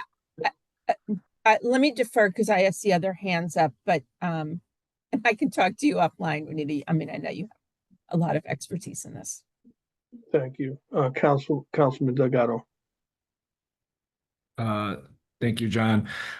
Some of my questions were kind of answered. I guess here are my initial thoughts, right? Like, so I'm a counselor in the city of Springfield. One of the things I noticed is that for comparison to a lot of municipalities, we have a curbside bulk pickup that is significantly lower than a lot of places. But one of the things I will say is that I know in the city we pick up 7,000 mattresses a year. I think we do it at a loss. So to the point in terms of protecting taxpayers, I think that's a piece where, I can definitely hear. The one area I think that has been mentioned already, which is the curbside pickup piece, is important for us. I mean, we got to remember, like I can drive, bring my mattress somewhere, but there are many folks who probably don't have that. And so the curbside piece is a piece that I think is important. And so I guess one question I do have is how has this group worked with municipalities and other states on that end? Being mindful that people, not everybody has a car, but also too, I'm also here on behalf of Rise for Social Justice. And one of the areas, is a person is going to buy a mattress, pay that fee, but then if they can't get rid of it, then they're paying another fee, right? So to me, I'm almost chalking it up as so I guess have you worked with municipalities? I think this is for Dan or whomever in other states. Yeah, thank you, Councilman. We've worked in a variety of different ways with different towns. the city of Hartford has curbside collection that they offer. And we have a trailer at their DPW yard to for all those units that get collected to be put into. We pay for the transportation and the removal and recycling of all those units. You know, they've decided to do that collection, maintain that collection. And we also have the transfer station there that any resident could go drop off at and not take advantage of that, and commercial entities can as well. So there's multiple avenues, and the same with East Hartford does that the very same way, where they go around and pick them up. You know, I think one of the things that we also see is that they're not picking up as many. You know, there's a lot of you know, illegal dumping that happens currently because there's a lot of cost avoidance. If there is no cost at the end of life, you don't feel the need to leave it, you know, wherever. And then now it's the city who has to pay for that, and the taxpayer and the DPW guy who should be doing something else other than going around and picking up other people's trash. You know, so there's a lot of opportunity there. You know, some towns go out and pick them up and then they deliver them directly to the recycler. And those just get you know, dropped at the recycler at no cost, and the truck goes on its way onto its other work. So that would be kind of similar, like, so for instance, now, I mean, I think we charge $16 on a bulk pickup. So essentially it would be the same thing that we're doing now is if somebody still needed that curb pickup, we would still pick it up. So there would be no impact on that end from what it sounds like. I do think overall, I think, you know, this program could help municipalities, you know, our city. We do have a illegal dumping problem. We see it a lot. We also have to have that fine balance between our bulk pickup fee, between having it, you know, low enough that it doesn't encourage further illegal dumping. So I do think that this could help with that. I also like the fact that you guys are, what you mentioned is you're using existing infrastructure. So any local companies that are already in work, I think I like the fact that you are using that already existent network, which it sounded a little bit different from the paint where you're kind of creating your own system, where they were carrying their own system. So, so overall, I think, you know, like I just think the piece on the fees, particularly around the bulk, that's the part that gets me cause for hang up in terms of almost some residents getting a double fee. So thank you. Thank you, Councilman. And just I would also like to say that $16, I mean, that is also paying for disposal. So that technically should be able to come down because that cost is now removed from the equation. And also, you know, with our cities like Providence, they do collection. You know, they have a contract that we collect those and recycle those mattresses. They have a drop-off site, and we also work with the DPW and have collection events throughout the city, and we'll have neighborhood collections and put a container into an underserved community so that folks could have that day to go ahead and clean out their yards, their basements, wherever. You know, we really want to work with the individual cities and communities and make this as you know, easy as and efficient as possible. Thank you, Dan. Neil. Yes, thanks. I just have one comment and one question. So just broadly speaking, I support the idea of a unified, standardized approach across the state so that, you know, when people move from one community to the next, they know how their mattress disposals are going to be managed. You know, it's the same approach with the Recycle Smart MA program, where they got together and standardized the questions to a lot of the common recycling questions that people have, so that we're not having a patchwork of different rules and approaches across the state. So for that reason, I think this makes sense. And then my question is, in the current system, I mean, I would imagine most of the time when people are getting rid of a mattress, it's because they've purchased a new one. I mean, not always, but most of the time, it's usually the case. So if I order something from Jordan's Furniture, they deliver it to my home, they take it away. So how is that figured into the numbers that were presented? And I can't remember, do the retailers currently charge a fee for that service, or is that built into their current pricing? That is a retailer dependent, whether or not how they if they want to charge a service fee for that. But no, Jordan's is a great example. We recycle thousands of mattresses that Jordan's picks up in Connecticut and Rhode Island. I know their costs have increased dramatically, with the landfill ban and the the more difficult world that they live in now to get rid of a mattress. And yeah, they would, for a retailer, we would put a trailer at their distribution yard. Those mattresses that they collect from Massachusetts consumers go into that. Again, we pay for that container, we pay for that transporter and the recycling. And I think to that point and the other point of the patchwork situation, I mean, all those people just call the transporter that's been directed for them. It's one singular person and not 350 municipalities trying to determine this for themselves. I hope that answers your question, Neil. Yeah, so just in the case of like Jordan's, do they charge a fee? And how much do they typically charge? If they do? I don't know the answer to that question. Okay. All right, thank you. David. Yeah, I feel like a lot of our discussion so far has been focused on sort of the, particularly on the cost piece, like the notion that it's kind of like an individual residential situation. I guess this question is for both DP and for Dan.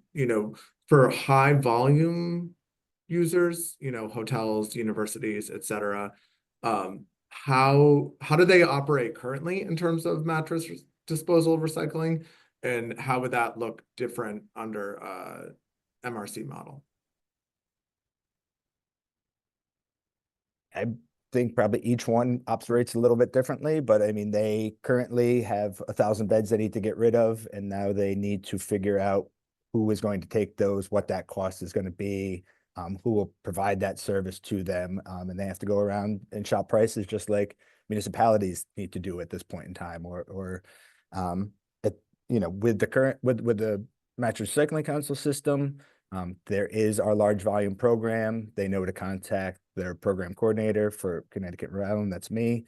And then I will get them registered, get trailers provided by MRC to their facility and eliminate that cost for them and get them recycled.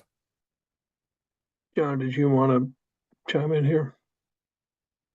I just wanted to add an additional point of information in response to Neil's question. We've done sort of some informal information gathering about how this works with mattress retailers, and it does vary by company, but typically each company has varying levels of delivery service and fees. And at some point in those delivery services, at some point in that fee level, that typically includes removal of an old mattress. But often there are different fees for different levels of service, and they vary company by company. But that's typically how it works. Is when it's included, it's typically included as part of a delivery fee. Thanks, John. So we're going to move on to the next discussion topic, which is any concerns about the proposed approach.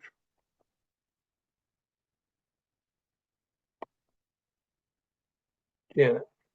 I'll just repeat what others have said. I have a concern about curbside pickup and having that built in somehow. Sure. Any others? Okay. John, I would just highlight again that, look, we've taken up this is our second product category that we're dealing with here, and both are funded at the point of sale by the consumer. Sure. And I would hope the trend does not continue. Thank you. Okay. Any other policy recommendations from the commission?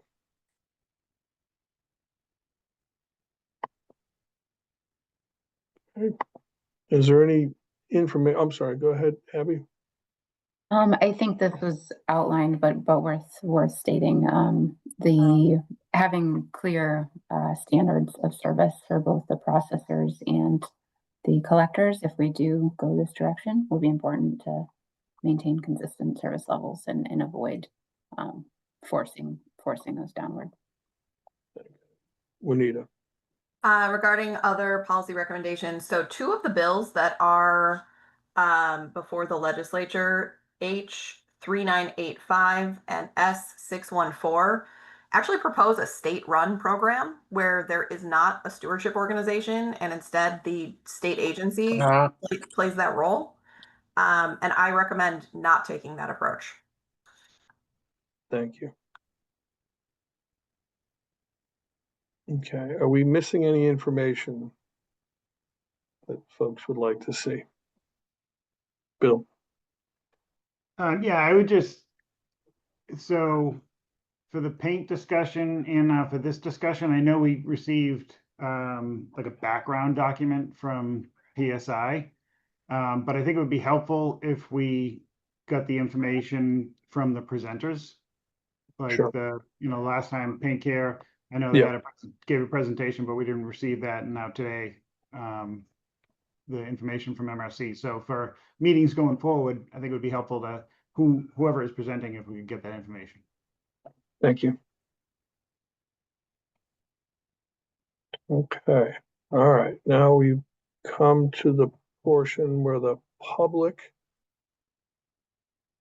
gets to come. What I'm gonna do is I'm gonna go through the online, the chat comments or questions first, and then we'll get to the live action ones. There's two from Mike O'Brien. One is, how do you dispose of a mattress if you don't have a car? And who handles the units at the transfer station?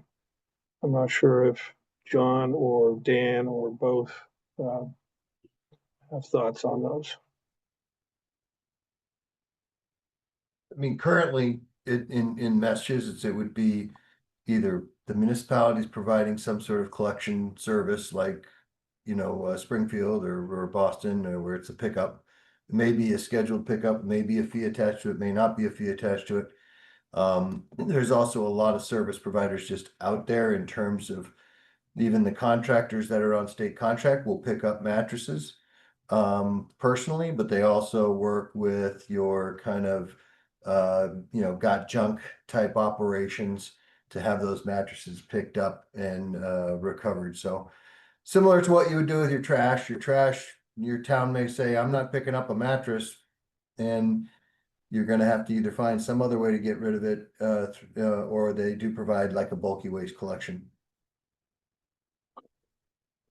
There's a question from Amanda Nicholson. I'm not entirely sure. I think the question, it says, by expanded access beyond what Massachusetts has already achieved or currently achieved, is that he's seeking, how this would increase? Maybe, Amanda, if you're still on, if you could give some further explanation for what you're asking. Hello. Yes, apologies. That was not a question. I was simply commenting or responding to an earlier comment. Sorry. Thank you.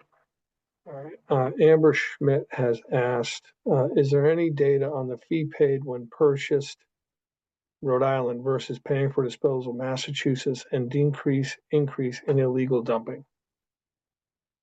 So is there, I guess the question, is there a difference between like an EPR type program and what we have here in Massachusetts? Do we have any data on that?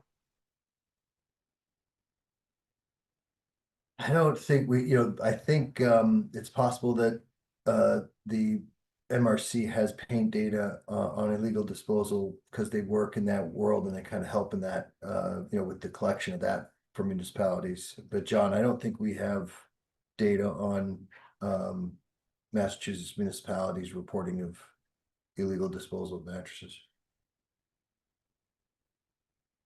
We don't have quantitative data on illegal dumping of mattresses. We have certainly heard that come up as a concern, that municipalities are experiencing illegal dumping of mattresses, and certainly, if there's a fee, and the more significant the fee is at the point of disposal, the greater potential incentive for illegal dumping. So it's a potential concern.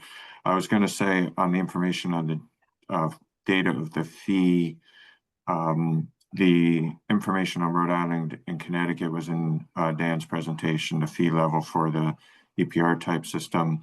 There is a significant range in mattress recycling fees and collection fees charged by municipalities in Massachusetts. It varies both among drop-off programs and among curbside programs. In the PSI report, which was based largely on data reported to MassDEP, kind of typical range for most of those fees was between $20 and $70 per unit. Varies a little bit by curbside and drop-off, but not as much as you would think. So the fees for curbside aren't necessarily that much higher, which probably suggests those are partially subsidized fees. Excuse me. Another question on the chat from Amber Schmidt. Is there an equity lens being addressed? Mattresses cost at least a few $100s, and paying a fee at time of sale would be doable, while a person's life may change over the course of owning the mattress, and that fee to dispose of it may become a barrier. Any thoughts on that? So paying up front versus paying at the end of the useful life.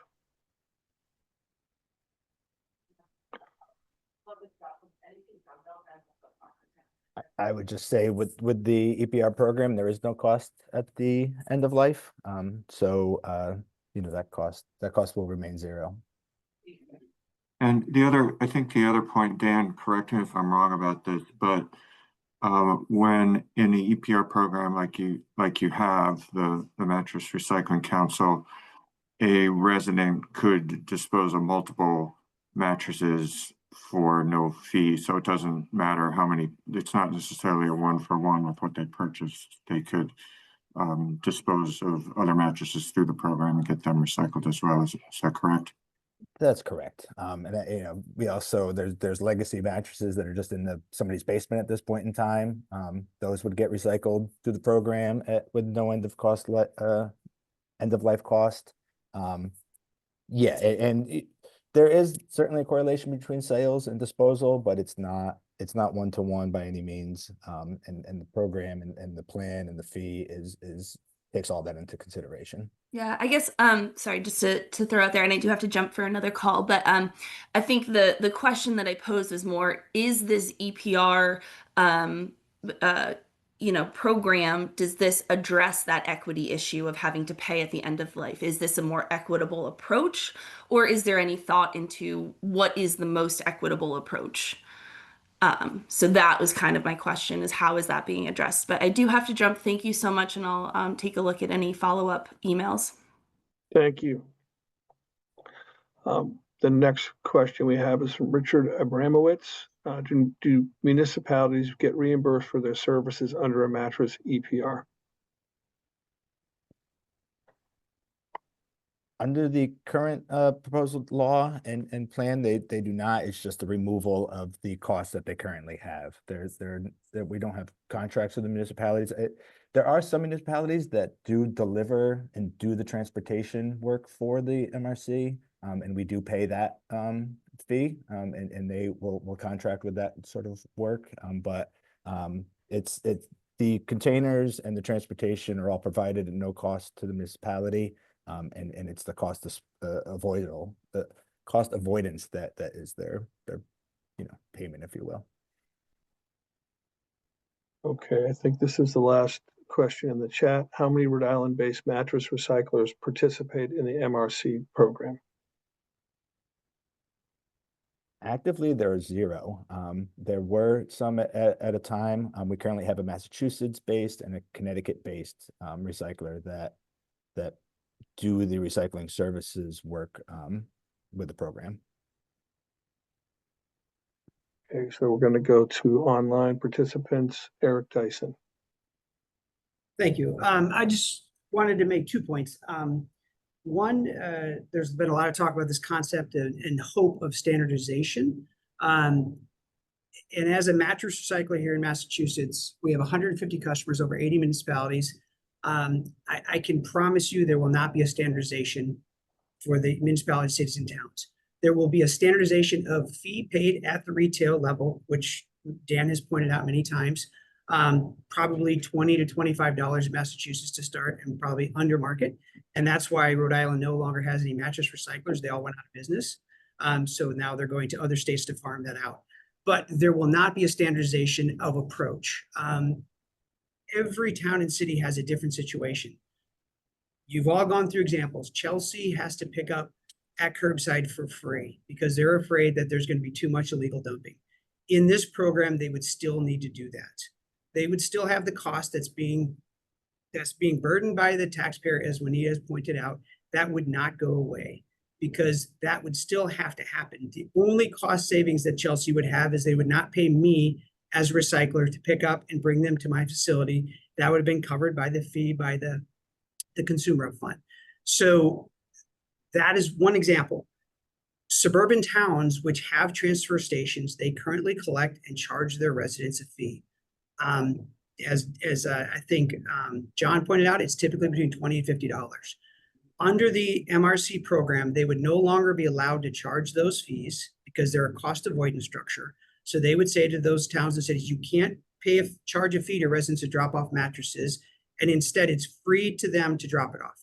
But those towns and cities still have some issues with regard to collecting the mattresses, storing the mattresses, moving them around.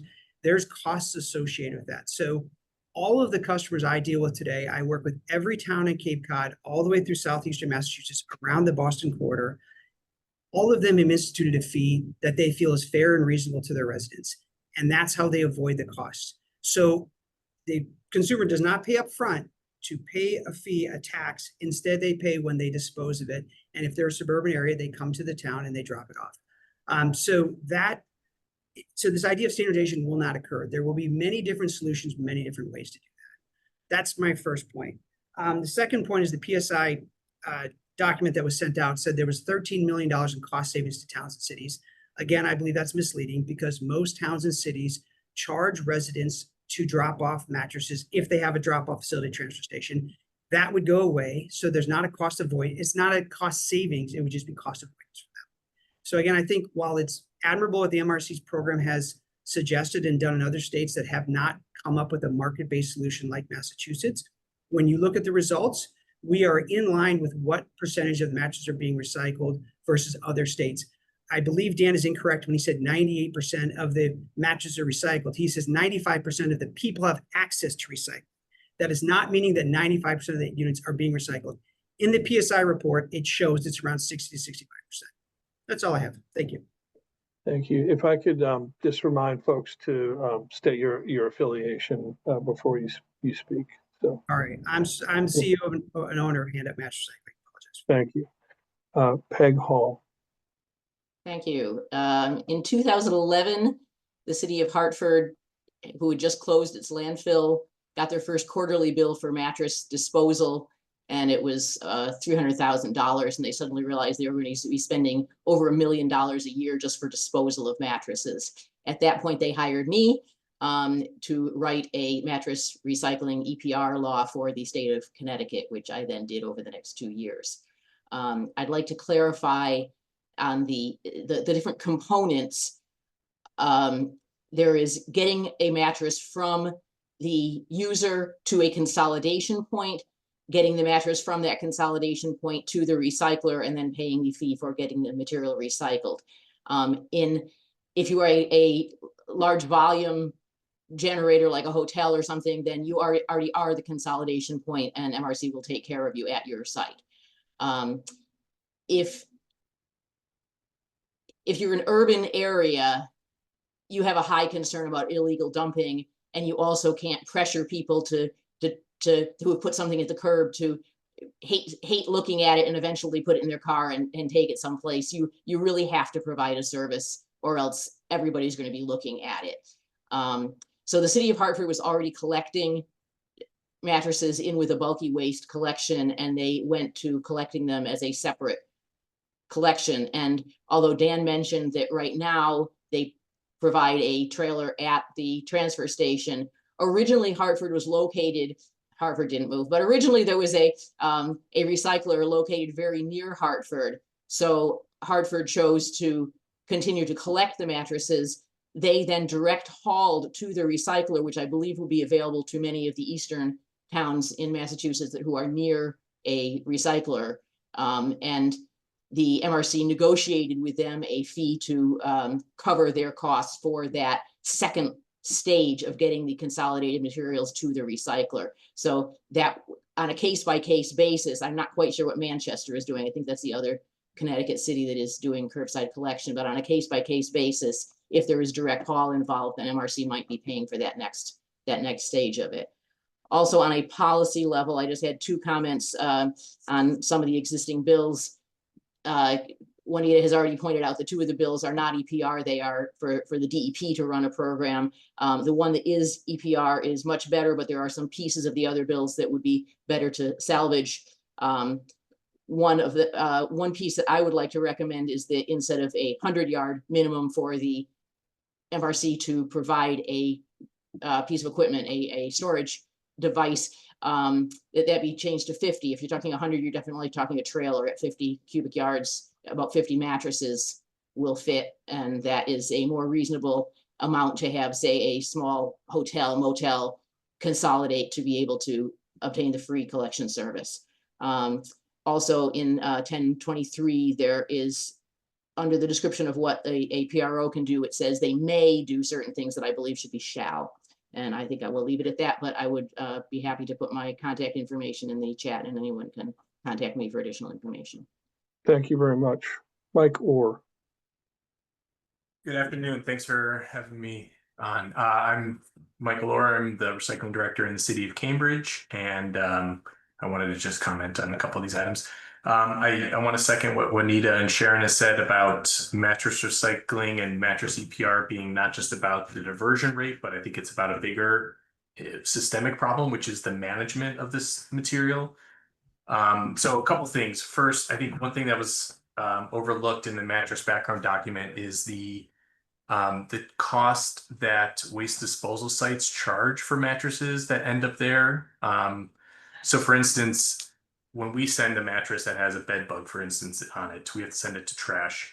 There, they'll charge us anywhere between $30 and $140 for the mattress. And so that right there is another incentive for municipalities to be recycling it. I think that also kind of speaks a little bit too high. Why there's such a large diversion rate is because there's additional incentives to want to recycle your mattress as a municipality.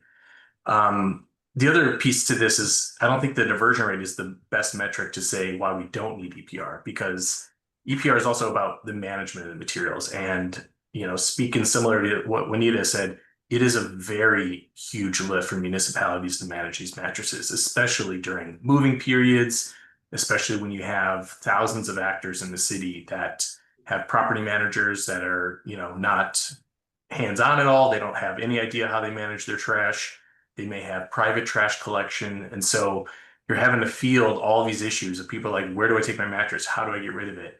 And it's a huge undertaking for municipalities and municipal staff. And I can speak firsthand for how much work that really is. It's hours and hours of time all throughout the year, particularly between May and September. So I think the metric of the diversion rate currently is not the best metric for saying why we don't need it. If anything, we need to talk about what this would benefit to the municipalities, and having more of that kind of a conversation, I think, is really important, because it is an incredible amount of work to try to figure out how to get each of these little mattresses from all these little tiny streets in our community and getting them picked up in a timely manner without having city council on your back. So I would highly recommend for some sort of product stewardship kind of law for Massachusetts, because it would help the municipalities take some of the burden off of our backs financially and time-wise. Thank you. Thank you. Phil Goddard. Hello, Phil Goddard, Town of Warren, Department of Integrated Solid Waste Management. Just a global comment that, we live in a pretty diverse state with rural areas that don't have large programs or could afford to, or the cost per mattress would be very expensive for their customers. So I think an EPR program would help those communities have a program at no cost. So they wouldn't have to charge $150 per mattress, which is an extreme deterrent for those in rural communities where, of course, there's more open space to then illegally dump them. So in defense of my friend Jan out in Franklin County and others in other parts of the state, I think that's another part of this we need to think about is not only access, but just that small communities may opt out of even offering the disposal at whatever rate to their customers and residents because it's just too exorbitant, and then that really puts people in a bind.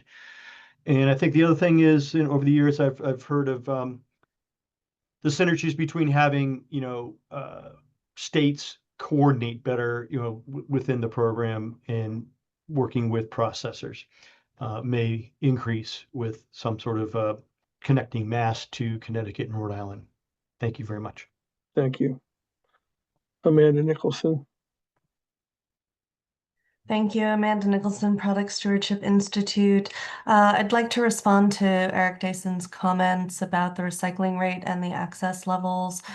The recycling statistic in the mattress background document related to MRC's program is the percent of collected mattress materials that are recycled through the program versus managed in some other way. It is not the same as the percentage of mattresses collected as compared to the percentage estimated to be generated. So it's not a direct apples to apples comparison to compare the 60-ish% recycling rate or collection rate in Massachusetts to that statistic for the MRC program.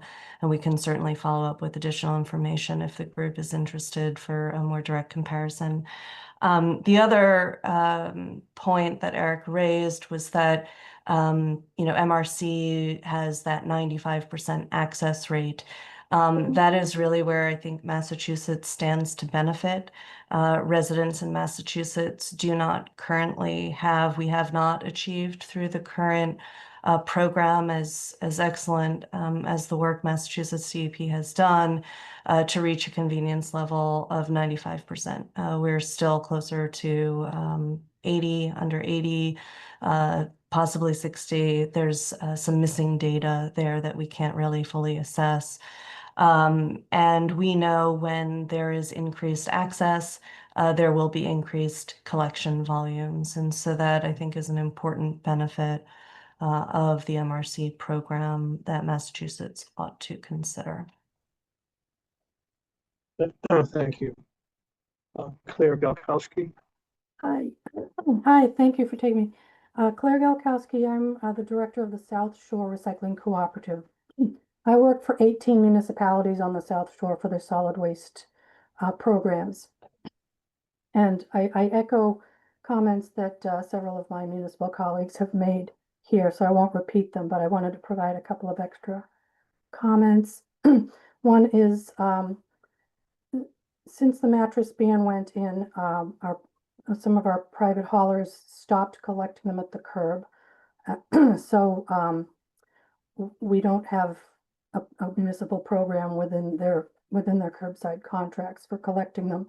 We are fortunate that Eric's company is providing collection service at the curb for our residents at cost. I would assume that if we did get an EPR program, that collection cost would have the processing costs subtracted from it, so it would cost less. Right now, it's $50 per unit. I do get calls from residents frequently, and sometimes they're in dire situations. They have to move. I've had residents call that they had 4 mattress units that they needed to dispose of. $200 was a choking point for them. Time, 4 mattress units times $50. And I think that it's kind of an equity issue there. If they have to downsize, they have to move for some reason. Those will become illegally dumped mattresses most likely, and our municipalities will have to pick them up at their own taxpayer expense. So those are just a couple of other perspectives that I wanted to provide regarding this. And I do support having a statewide producer responsibility program in place to make things easier for everybody, less expensive at the back end. The cost of disposal, in my opinion, should always be included in the product cost because it's part of the product use. And when it's a high cost, like a mattress, then it's better to have it paid at the beginning so people know how much the true cost of owning a mattress is when they buy it. They already cost a lot. So that's all. Thank you very much. Thank you. Any other comments or questions from folks? All right. So we are at end of discussion. And let me see where we're at in terms of the agenda. I've lost track. I think we're going to go into, okay, so proposed next steps. I think what we're going to do, we'll try to do this more quickly because of time constraints. I hear you. I understand completely about the timing issue when it comes to getting approval. So we will endeavor to get a background document out with a recommendation. My sense is the recommendation is going to look very similar to the one on paint. We have existing programs in neighboring states. We won't be, yeah, I mean, I think it's gonna be a pretty similar recommendation. We'll get it out to folks prior to as quickly as we can and give folks some time to consider it prior to the July 16th meeting.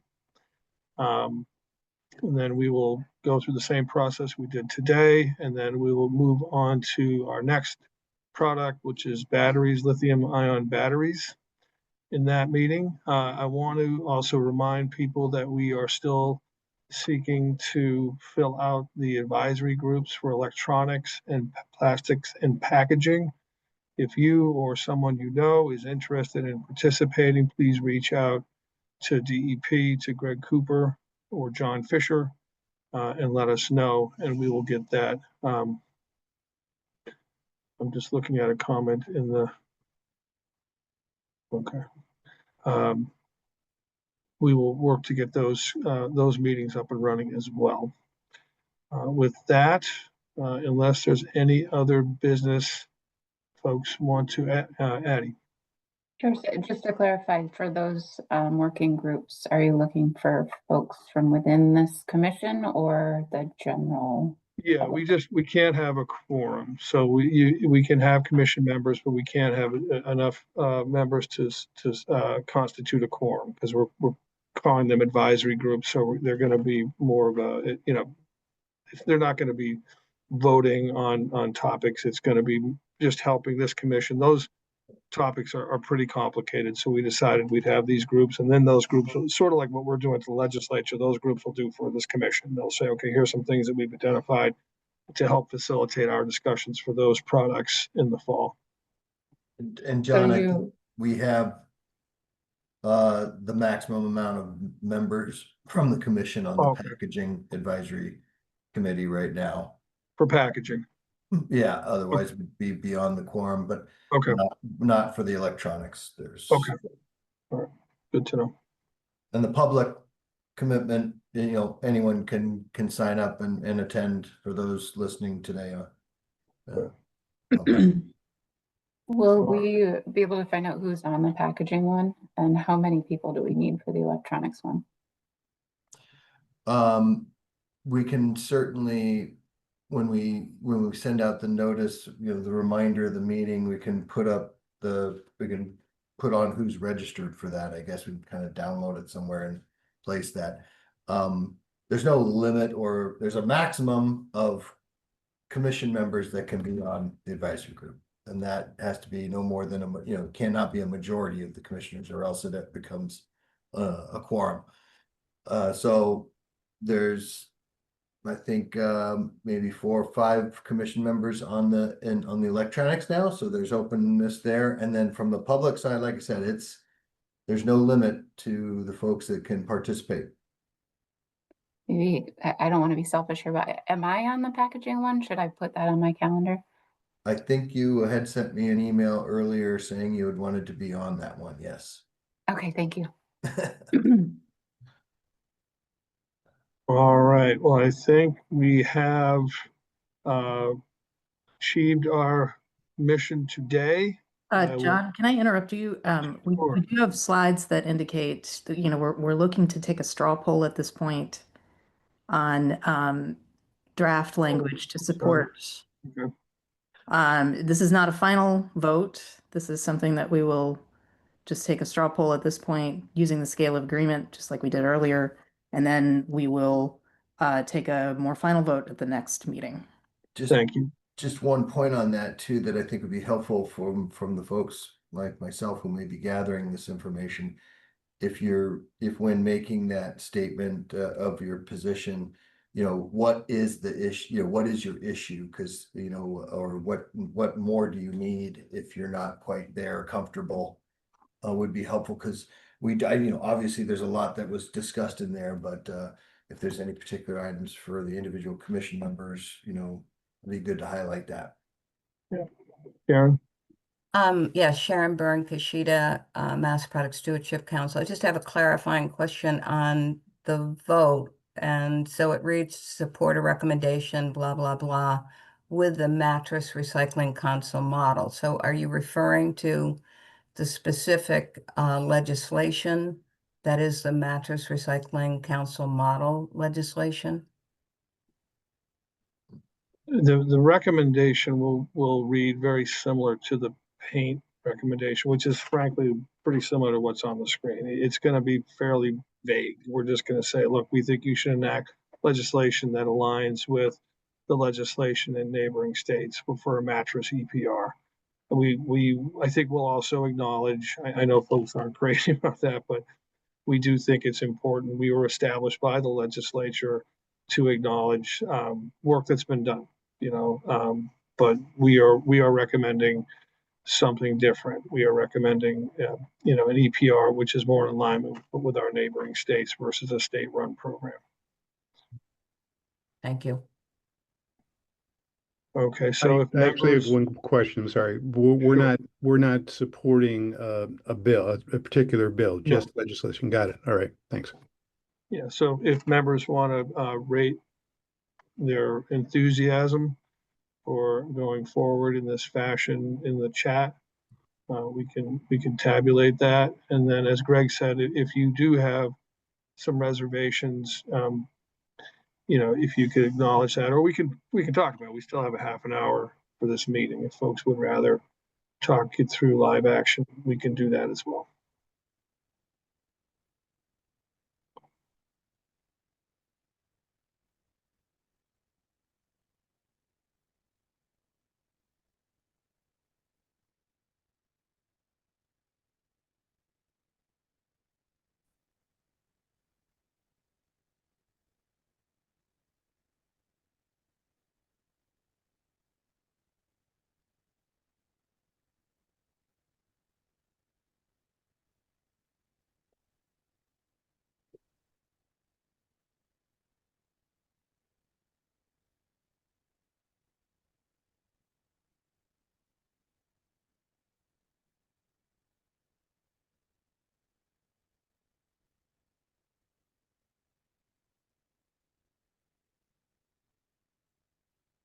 So just a question for folks. I totally understand the curbside pickup issue. Is the sense that we would reference that? Do folks feel like we should reference that in our recommendation, or is that something we would leave to the legislature? Should we say we recommend it's an EPR model similar to neighboring states with some provision? I'm not sure how to draft it, but which considers the cost or includes curbside pickup as part of the actual bill. I'm just curious how folks are thinking about that. Juanita?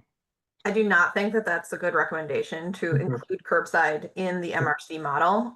This was talked about, and there was a long, lengthy dialogue session in Oregon to try to solve this issue. And it was not solved. In fact, it's kind of unsolvable because of the variation in cost for curbside pickup versus the more fixed cost that can be determined from a collection at a drop-off location. So I think that it's just better than what we have now by a lot, and it does not need to be solved. I do not think it's constructive to mention it in a recommendation. Thank you. I apologize. I really need to drop for a 12:30. Okay. But I would suggest that this might be an area where a couple different options of possible recommendations might be helpful. Okay.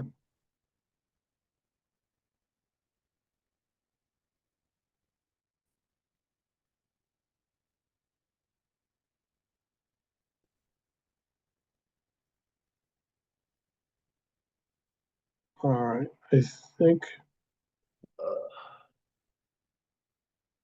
think we've heard from all members who are present. I'm sorry, Dan McGowan has a question. I'm sorry. Thank you. I just wanted to thank everybody for the opportunity to come speak. And yes, I mean, curbside could certainly be part of the program, but it's a very expensive proposition, I think, like Juanita said. And we don't, it would have to be something that would be covered by the fee, that would drive that fee rather high. You know, most of the towns I work with in Connecticut and Rhode Island, you know, we suggest that, you know, to have that drop-off spot that's free. So the person who doesn't need curbside, you know, could access this program and do it at a convenient price point versus having to subsidize those looking for curbside. It just adds significantly to the cost. And I just would thank you for your time and look forward to continuing the conversation. Thank you very much. I mean, my sense is this is something that's best left to the legislature. I hear what folks are saying, and we're trying not to get too much into the weeds. We don't really want to write legislation. We just want to make recommendations that there should be this program. And, you know, folks have access to the legislators, and if, you know, legislators decide to go a certain way, that's fine. But I mean, our job is really to say, you know, an EPR program similar to other states is kind of what we're looking for. We're trying to kind of catch up, frankly, because we're a little behind in this area. So that's kind of my view of our mission, is to really kind of get us more aligned with our neighboring states, because these programs all work better if they're more regionalized than if they're fragmented. Any other matters that anyone wants to bring forward?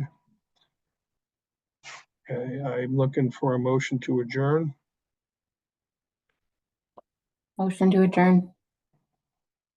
Second. All in favor, say aye. Aye. Bye. Any opposed? All right, we'll be in person again next month. Hopefully we'll see most of you there, and have a good rest of your week. Take care. Thanks all.